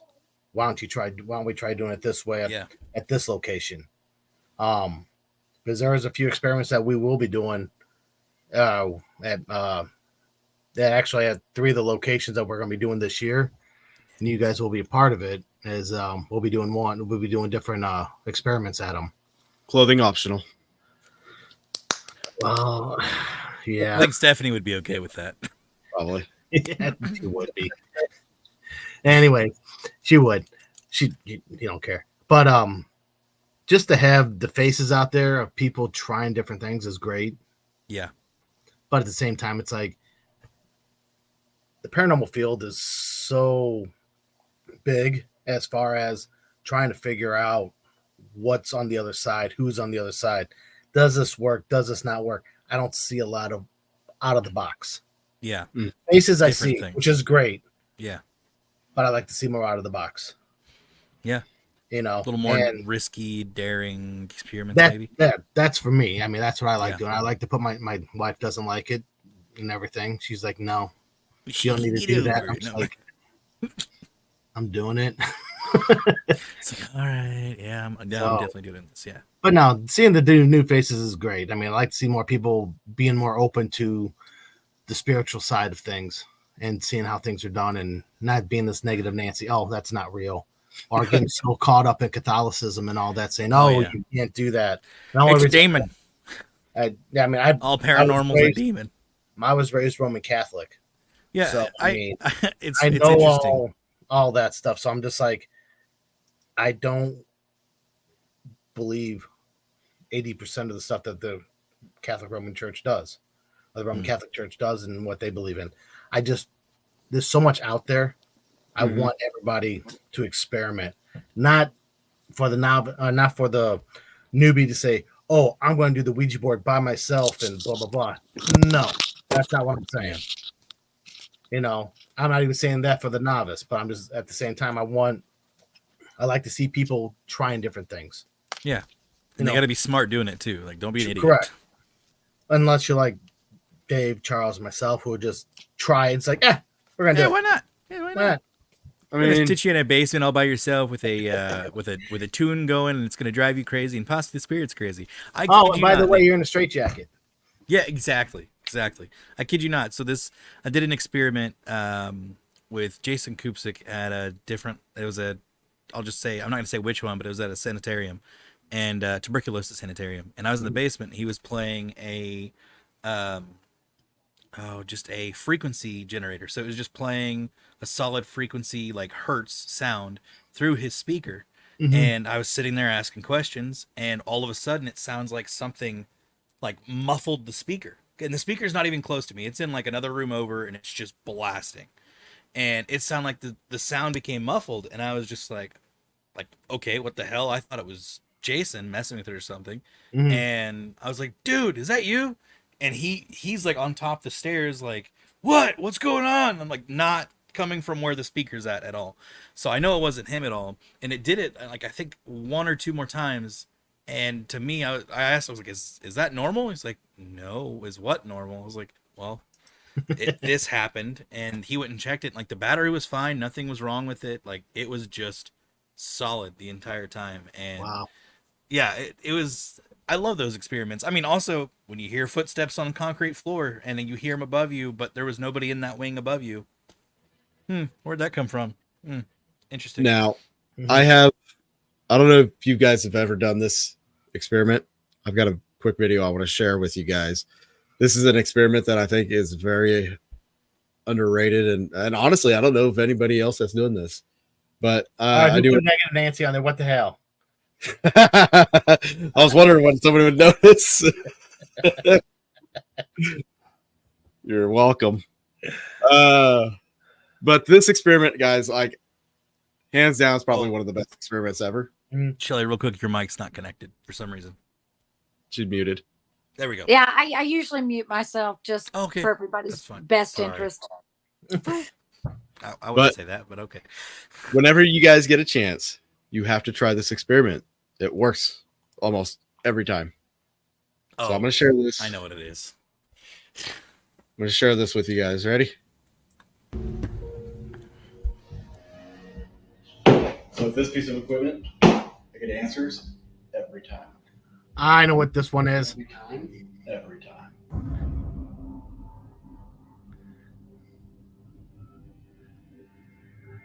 Now's the time. Go ahead and ask your question. Captain, are you in the room with us? Yes, he's here. Guys, that's not how any of this works. Damn it! What else is this problem? I have no clue. Why didn't I think of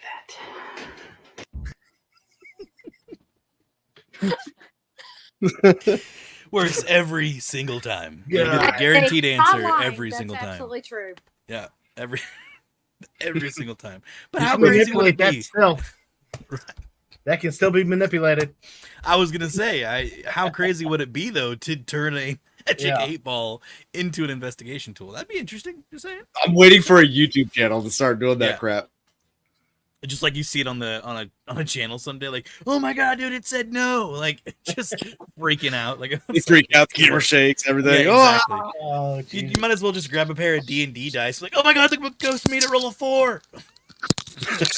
Like, it's all just a random chance, but Yeah. That's funny. what's also paranormal So yeah, investigating. you just mentioned something about dice. So I have a quick question. Yes. What do and I know that most of you work with a team, and you guys probably do solos in certain areas where you go by yourself to see what you get. How do you determine that? Do you do things like roll the dice and let fate determine it? Do you draw a card to see who goes where? Do you we do all kinds of things to determine who goes where because sometimes it's just a random pick out of the hat. Do you ever let fate determine where you're going? No. No. It's pretty straightforward. No. I just go where I feel I'm needed. That's pretty much it. Yeah, You don't- where you don't needed, ever not get- wanted. Yeah, Yeah. but you don't Yeah, ever get difference. the urge to I've never torture your wanted. teammates All the and time. go. Oh God, he I'll- does it all the time. Don't worry. So if you Even if you're not draw, on my team, I will torture you. If you're not on my team, you're definitely getting That's fair. experimented on. yeah, oh, I'm a big believer in that too. But whenever you go to investigate, don't you ever just really want to send just one member of your team to that one place they really don't want to go? Even people that I don't know, I'll do that. Yeah. Oh, okay. That's Charles. Yeah. Yeah.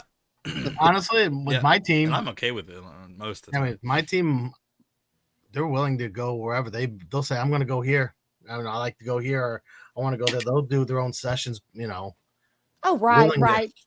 But Well, and sometimes you- it's fun yeah. to force the issue a little bit. Go, guess what? Yeah, I know it you really is. want to go, but you're going there first. Gets them out of that comfort. Well, with some of the experiments. Yeah. Go ahead, Dave. So with the Midwest Mystery Tour that I just did, that was the point of everything, was to elicit response through fear. Wanted, because a lot of these people, they're either new to the field or they have never investigated or anything like that. So I wanted to put people in situations that would elicit a physical response from them. So like with Carpenter's Mortuary, it was a haunted house attraction. It used to be a mortuary. It gets better. Hold on. So we did this November 10th. To start it off, like nobody knows what they're going into. Whenever they came to one of my events, they had no idea what they're getting into. And each event is different experiments that I was putting on. Right. So to start off Carpenters, I did my presentation and Josh Hurd was there he introduced himself, and Charles introduced himself, and after I kind of explained a little bit about what I'm doing, I laid it on them that their first experiment was just about to happen. And what I had planned was we had them open up the haunted house with some actors, and everybody was going to go through the haunted house before we started investigating. We put them in 2 at a time, and everybody went through. Like the fear, like the look on everybody's faces was I think priceless. Josh got the most scared though. Just saying. Oh yeah. But the look on everybody's faces was like, oh shit. Yeah. You know, so them going through that and putting that anticipation, all that physical energy that they just put out, that fear, that went through into the environment, that went into the location, and they ran through there. And then we started the investigation right after that. And Carpenter's mortuary was it was very active. It was very from the get go.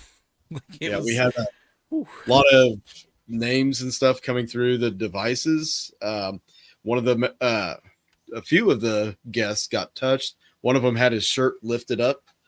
But like it was insane. But like every event that I did, like I said, there were different experiments, but each experiment was devised to it was a psychological experiment, but it was devised to raise your fear level and get you to put that your energy into the atmosphere, and it worked. Malvern Manor, we caught audible voices. Yeah. Josh played hide and go seek. Yeah. Thomas Building, we had during the sensory overload. Yeah. Several people seen a shadow figure in the room with them. Wasn't it 2 in the same corner? Yeah. 2 saw someone in the same spot. Yeah. But yeah, like it was pretty intense, but that's the whole purpose of everything. Yeah. And these are people that I don't even know. Half of them I want to mention my favorite experiment, or my favorite result from an experiment that we had. And it was at Carpenter's, and Dave and Josh Hurd were both running Estes boxes, or the Estes method, ghost boxes. And it was it was the same box, right? Or was he using his? No. So the way this was set up was we had 2 people in different parts of the building doing the Estes method, but we had a microphone in there with them, and everybody else was listening from a third part of the location. And we were asking questions from this other room while we're answering questions or whatever we hear come through. And so they're listening to both of us at the same time. Yeah. So we can obviously hear Dave's answers and Josh's answers of what's coming through the box. So I can't remember if it was one of us had mentioned something about a baby, or if Josh or Dave had mentioned something about the woman, but literally milliseconds in between each other, both of them say the word baby. And I know that may not seem, obviously, because people don't know the details yet, but that word specifically has a certain tie-in to this location with a previous investigation that Dave did at the location. Dave, you go ahead and explain that. So first off, we're running the microcoms built by Katie Stafford. These are random sweep. They're not linear. They're completely random. Not they bounce. That's the important of why, like, milliseconds they both said the word baby. Like, it was insane. We're both using separate ones. I've got a couple of them. But also from a previous investigation, we were told a bit of information because that was the mortuary. This could be plausible that somebody would be haunting because of this. There was a lady who had I think it was 1 to 3 week old baby that she beat to death and buried under some rocks. Oh boy. And it would have come through the mortuary. And I don't know if that lady's still alive or not. I probably doubt it. But on a previous investigation, after we were told that information, I started questioning that. And I don't know if you've ever used the EDI, but like the EMF detector on that thing, from one I had, never really went off. Like I had it for 6 to 7 months, and I may have gotten one blip, like a 1 dot blip, right? I asked, did you kill your baby? And this thing just lights up like it floors it like 3 or 4 times. and it was pretty impressive. Like, and Yeah. it was EDI plus, so I was able to log it all. But like, just the coincidence surrounding that, and then of course with what he was talking about with the baby thing, it was That pretty just interesting. blew my mind. Like And I was the female voice yeah, it was the same female Oh, voice really? constant. Yes. Oh, during wow. if you watch Haunting Histories, I've got 2 episodes on it. It was all from the same night. We just did a 2-part thing. We caught a lot of stuff from there, even audible female voices, like Yeah. digital recordings, stuff that we actually heard with our own ears. Josh was touched on his inner thigh when I said, "Do you want to make a baby?" And it like touched his inner thigh. Like, yeah, he said he felt like the hand going up or something like that. yeah. But like even the night with the guests, there was a female Mhm. voice that people heard. So I mean, yeah, that night was awesome. Yeah. And I think that was like I said, probably the best night of the entire tour. Personally, that was a great night. it was a great It was way a to wrap great up the night. tour. But like Well, experiment wise, Yeah. I think that one elicited like there was enough energy put out there for whatever to just go all night instead of just Absolutely. like little blips Yeah. of activity, Yeah. you know. Man. But Still yeah. thinking back to the investigation, it was great. But I'm trying to think of any other questions that I might have. There was a couple more, but oh no, I was gonna say the positive. You asked about the positive, right? About the Yes. positive things in the field right now. Yes. The way that I kind of see the paranormal field, the way that it's going, like yeah, there are teams that obviously like they just don't work well together, and those obviously just kind of keep your distance. But the way I think of it almost is like a giant think tank, right?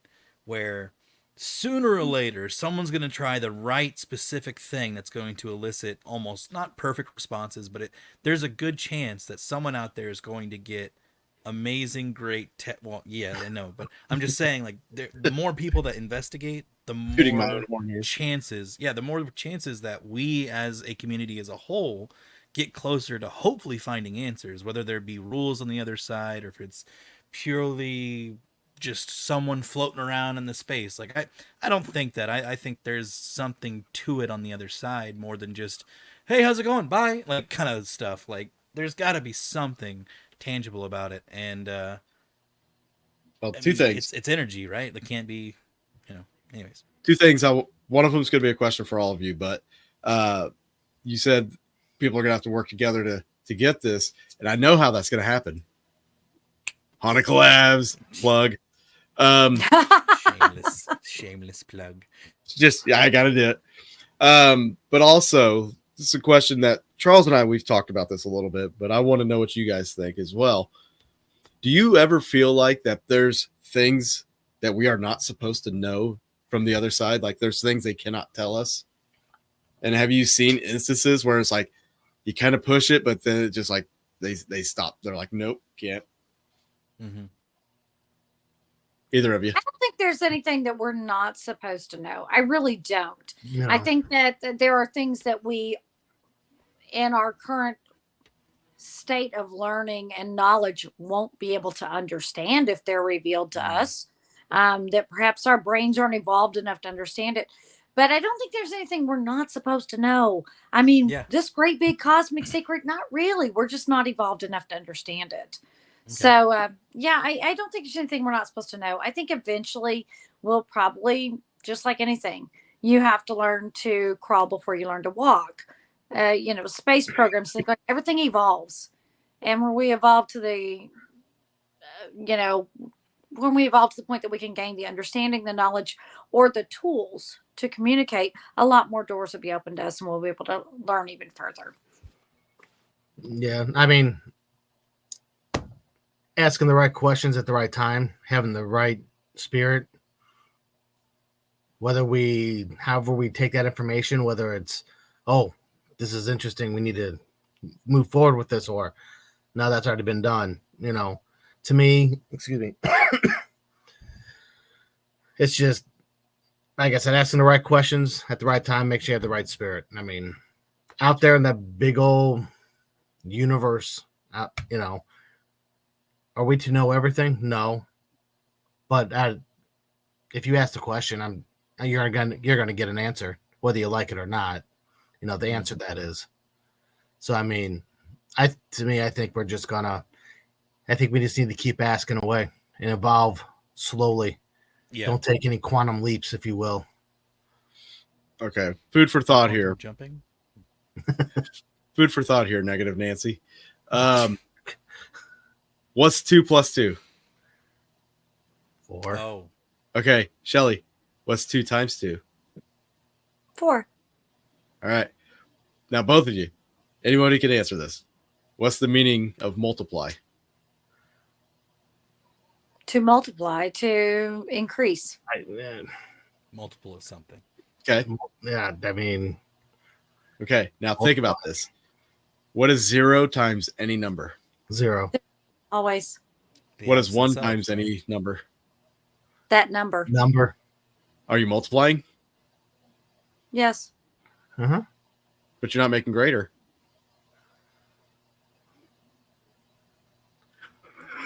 Only when you're doing it by 0, because if I'm multiplying by 1, whatever that number is, unless it's Stays 0. the same. It stays the same. It stays the same. So But you're it's not multiplying. 1. Are we Yeah, doing I'm this Chinese math? No. This is not Chinese math. This is just a fallacy in our own math. Breaking the matrix. Yeah, Right? you know what? I Why- sucked at math. I had to cheat. Why? If we're multiplying to make a number greater, then why are we starting with 0 or 1 and having those numbers stay the same? Those are binary numbers. They're non-binary. Thank you very much, Negative Nancy. Yeah, I don't know. I suck at math. I did too. But it's just something to think about, right? It's No, I don't want to No. think about that. No. Not even It's breaking the saying math that on the code. brain. But cell. mathematics is supposed to be universal language. It's supposed to be. Okay. That's why I said some of us are not evolved enough to understand all that No. shit. I'll go play with the Ouija board over that. There's numbers nerdier- on there. It's right. There's an even nerdier thing where you take the number 2 and you divide it by, or what was it? You square root it, and then it ends up coming up like 2 different numbers. But anyway, here's another fun fact. When I asked you about 2 plus 2 and 2 times 2, 2 is the only number that you can do that with. True. Yeah, it was 3 and 3. 3 plus 3 is 6, and 3 times 3 is 9. So yeah. Yep. The more you know. Dave's fact Why show. do I need to know this? I'm sorry. I'm just being a nerd right now. This is something Okay. I learned this past week, so I'm like, Yeah, no, I didn't know if this was something pertaining to where you were going with your It's a paranormal test. experiment. Or you didn't tell me there are going to be any tests. Pop quiz. now it very well could be, because like I said, mathematics is a universal language. When you deal with frequencies, you deal with any kind of readings, we have to use math to determine those readings. So if the number 2 is a fallacy and our multiplication is a fallacy, are we reading wrong? I'm going to stand by somebody smart when we got to figure that out. Anyway, You know what I mean? You realize it's like 10 o'clock and everything, and now you're going to put this on us now? Right. I told Charles to get high, and Not then I was like, fresh. all right, now prepare for this. Those are one of the questions you need to ask when you're high. Yes. Oh, it's one of those deep. It's like, bruh. It's like There could be a universe underneath my thumbnail. There is. It's I called the mean, bacterial one. Go wash your Yeah. hands. She's got a point there. That technically, yeah, that's true. Yes. Damn it, I had that finger in my Around mouth. germs. Yeah. Ew. All right, guys. Let's go. Well, we're hitting the 2-hour mark real quick. Negative Nancy, if you want to tell everybody what you got coming up, where they can find you and all that good stuff. Sure. You can go to the website. It's www.thehauntedsoulsociety.com. There we have all of our we have some past events and reactions and evidence that we found. We have events that we are coming up, which we have Ray County Museum in Richmond, Missouri, coming up in March. McIntyre Villa is coming up in April. And yours truly, Dave and Charles, are going to be there with us to do that investigation. And then July 6th we're doing Malvern Manor. That one there is going to be an overnight. You will have a chance to purchase tickets to spend the night until 10 a.m. the next morning with the team. And I have spoken to Josh about that one. And Josh has said, as far as he knows, his schedule's open and that he will be there with us as well. So that'll be a good one to do. Just to give you a heads up, Malvern Manor is one of the places where we will be doing one of my experiments. I love Malvern. Go on the website, though. We have merch on there that you can look at. Has past. Look at it, buy it. Huh? Buy it. Don't look at it. Just buy it. It's Christmas is coming up. Get you some merch. So we there's a bunch of stuff going on. Keep going on the website. You can find us on Facebook at Haunted Souls Society. We're on majority of all the socials, Instagram. We're also on. We are getting a YouTube channel that we will be going live with as well. So get on over to the website, check it out, and like us on Facebook and all of our socials. All right, Shelly, where can they find your podcast and where? What else you got going on? We have everything going on. I'm Shelly Pruitt, Everything Vaguely Paranormal Podcast. You can find us on Facebook, Instagram, again, all the social medias at Everything Vaguely Paranormal Podcast. You can search us that way. Go to YouTube, subscribe to our YouTube channel, become a Patreon member. It's only $5 a month. With that price promising never to go up. See all kinds of investigation, raw footage, Estes Method raw footage. And of course, if you need to email us, you can go to the evppod@gmail.com. The EVP at I can't even, Blake usually does The this part. EVP pod. Yes, the EVPpod@gmail.com. Thank you. I appreciate that. I was glad you were paying attention. I knew how to spell it, just didn't know how to say it. Yeah, you can find us anywhere. Follow our link tree, and that will give you the links to all of our events through Eventbrite, and we'll notify you when we go live. And you can go and search our merchandise store. Maybe you can get that coffee mug that we have that says "Words are hard," because apparently I've had a little difficulty with them this evening. So anyway, I appreciate you inviting me on. Thank you so much. Hey, not a problem. I thank you guys for jumping on here. And I know it was last minute for you, Shelly, and it was kind of last minute for Nick too. Yeah. I gave you a little more heads up. Also, again, guys, I do have a YouTube channel that is now available if you want to go subscribe. There's no content on there right now. It's called Haunted Collabs, Exploring the Unknown with You. And what we're doing is we're teaming up with every investigator I can. And I'm going to be filming and putting together episodes for those teams of new locations. And you guys are going to see some pretty cool things, I'm sure. So go over there, subscribe. It's going to be 100% free. We also have an Indiegogo. If you type in Haunted Collabs on Indiegogo, you can donate to the Indiegogo campaign, which will give me a bigger budget for traveling. And I could film more teams and travel further distances. And everybody's on board with this thing. It's going to be taking off. I've got a really good feeling about this. So if anything, just go subscribe to the YouTube channel. Charles, anything you want to throw in there? No, not really. Charles I think is just sitting over there being sexy. Yeah, exactly right. That's right. He's watching Donald Trump videos. No, I'm watching all of us. This is prime time, baby. This is what I'm watching right here. Just having a good time. Well, guys, I appreciate you coming on, and we'll have to do this again here pretty soon. Yes, definitely. Let us know, and I know Haunted Soul Society is looking forward to collaborating with you as well. So, yep, we'll get out there, and you may see these two on some episodes of Haunted Collabs. I'm just throwing that out there. All right, guys, I'll let you go. You all have a good night, and God bless. Take care, everybody. See you guys. All right, Charles, just you and I, we're still live, mind you. So next week's show, we are not going to have a show. Yes, it's Christmas. It's Christmas. Yes. Christmas. I have to remember that. Christmas. I will probably get in the Christmas spirit. Like I'm just gonna have to. What I'm gonna have to do is I'm gonna have to throw on some Christmas music. Like I'm just gonna have to take a day where I'm just at home, throw on Christmas music, maybe do some like bake some things that remind me of like when I was younger and Christmas at my grandma's, which was always a pleasant thing. Christmas And tree then, shape. yeah, sure, exactly. No, usually it's just the chocolate chip cookies personally, but whatever. Just play music, get in the spirit, watch a bunch of Christmas movies. I gotta watch Fred Claus. Fred Claus is probably one of my favorite Christmas movies of all time. I know it's a very underrated movie, but I love Fred Claus. It's one of my favorite Vince Vaughn movies aside from Dodgeball, personally. I haven't seen that one.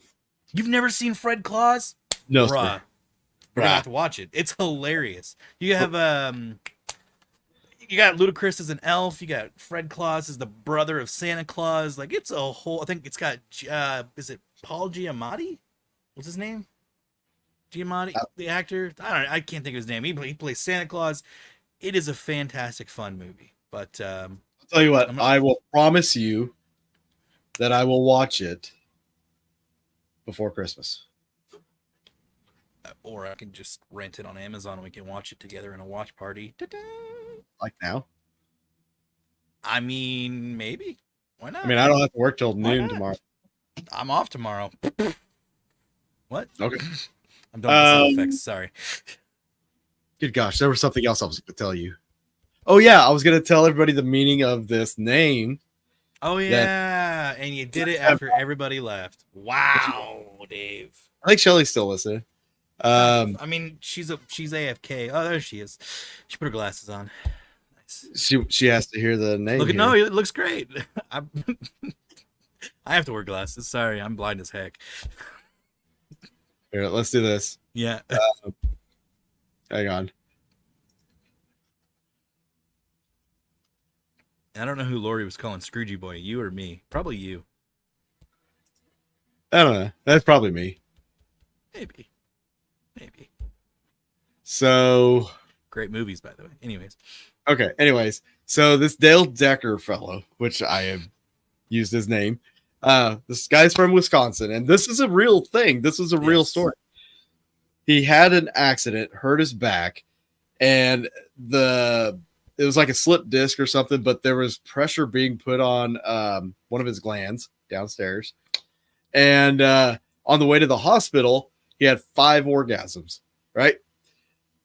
Well, since then, he has this issue where he averages about 100 orgasms a day. Yeah. And there was an embarrassing story he was telling where he actually was at his father's funeral, and while he was kneeling by the casket, he had 9 orgasms. And his family watching, like all of them watching, and he's having to explain to his kids why he's having these convulsions.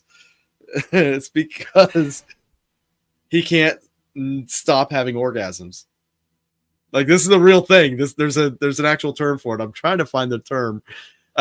Persistent genital arousal syndrome is what it's called. It's an uncontrollable condition that causes spontaneous and persistent orgasms unrelated to any physical stimulus or feelings of sexual arousal. Honestly, it sounds like torture. Personally, yeah. Instead of dying, going to hell, and like this. Yeah, you know where I'm going with that. This has been happening since 2012, right?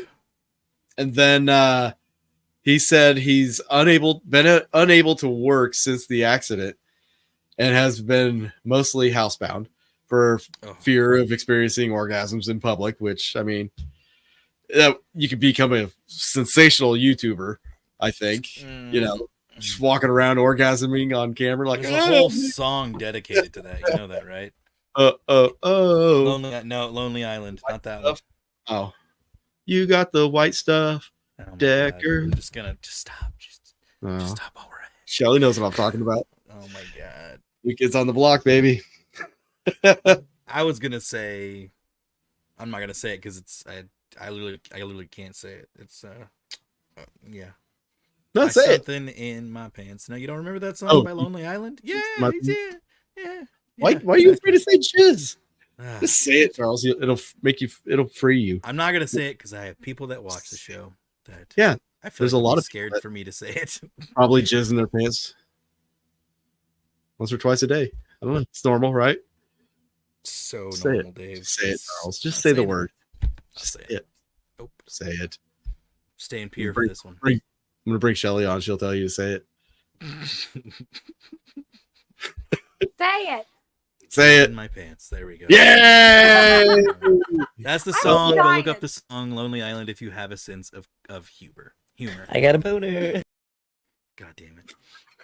Now I was dying. What is this called? Congenital what erectional what is it called? Is it called Midnight Nightman? What?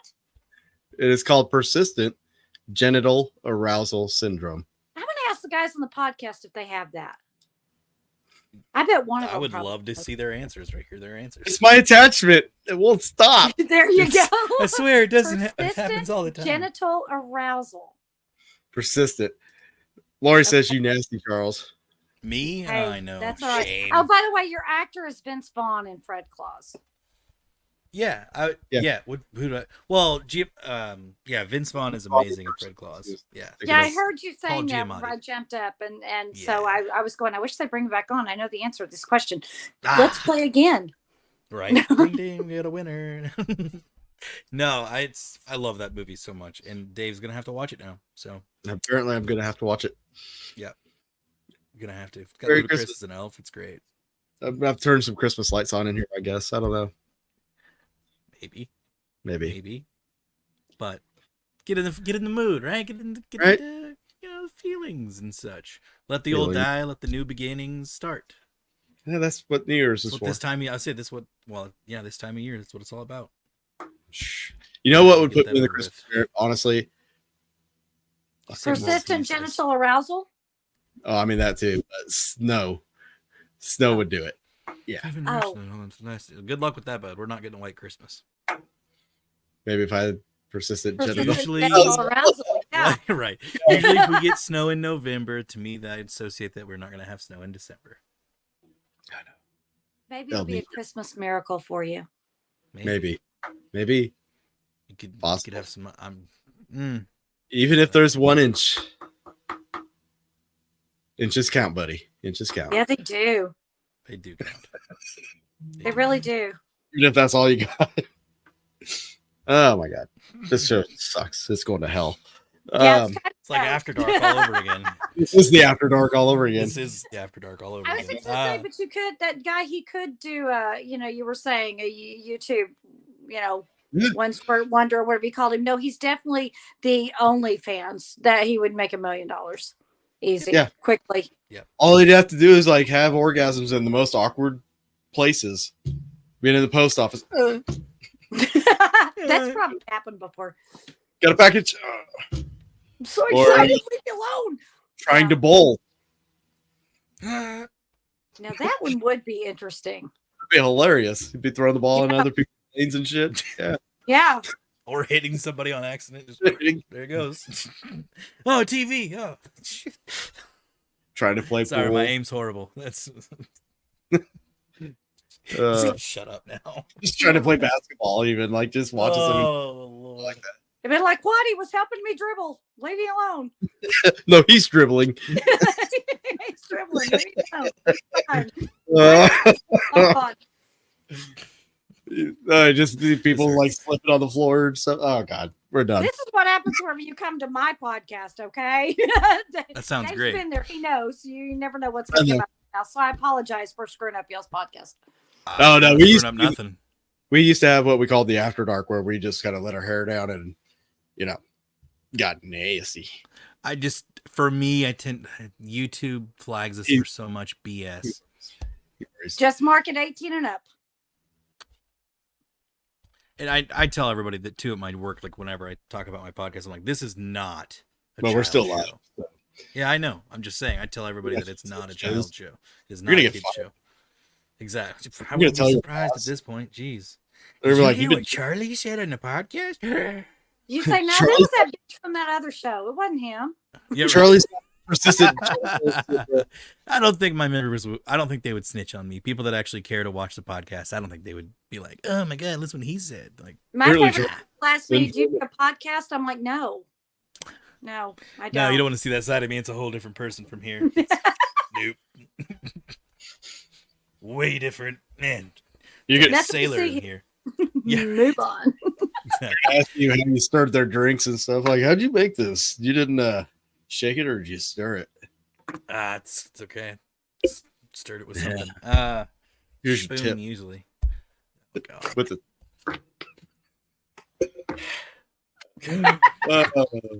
all right, No. guys. What we do on a post broadcast, so That's we're letting everybody see right now. So what our no, but we are gonna cut out of here. It's getting late. Yes. Past my bedtime. I'm getting old. Ugh. All right. Gentlemen, it And- was a pleasure. Thank you so very much. Yes. Well, It was thank great you to for have you on, jumping Sean. on. It was really nice meeting you. It's a pleasure. We'll have you on I'm gonna again. meet you in person someday, you sexy thing, you. You're darn right you will. There you go. I like that. Ooh, listen to him. Put being that all out in the universe, feisty. right? Put that energy out there. Absolutely. Yes, there you go. Listen to him being all feisty. It must be Christmas. He's all excited. Hoping something's gonna come down his chimney. Just gonna leave it at that. All right, I'm gonna He's get got all a red, cold. and it's just gonna start not looking good for me. But yeah, He did. it ain't no You're climbing right. down. It's anyways. What? That's an Christmas red. It's beautiful. That's right. I'd be a perfect Santa Claus. Rosy cheeks, red nose, everything. There Got you it right go. here. Stealing souls. Stealing. I can be Krampus too, I guess. Yeah, just fine. Yeah, you're like Krampus Claus. Yeah. Yeah. There's a sweet and a spicy side. Oh, look at that. See? Mm, What is that? Wow. Yummy, yummy. exactly. Oh God, I'm getting out of here. Dave, you better run. I'm kidding. Dave's just leaving you out there, right? Bye. Dave, you feel like a third wheel over there? Or? No, Oh my God, the scary blonde woman is messing with me. Ah, no offense No, to I'm me. not. None taken. God, Glad someone appreciates it. I'll take some more medicine here. Dave, how you feeling over there? I feel like I need to take some more medicine. Is what I feel like. He's drinking more cough syrup. That's how he's feeling. Oh, before We're getting strong tonight. before I say something I regret. Everybody have a wonderful evening, and thank you for tuning into this extra 10, 15, 20 minutes Jeez. of spicy Boogeyman radio. Spicy salsa. Just call it, yeah, exactly. Because I just in. Oh my God.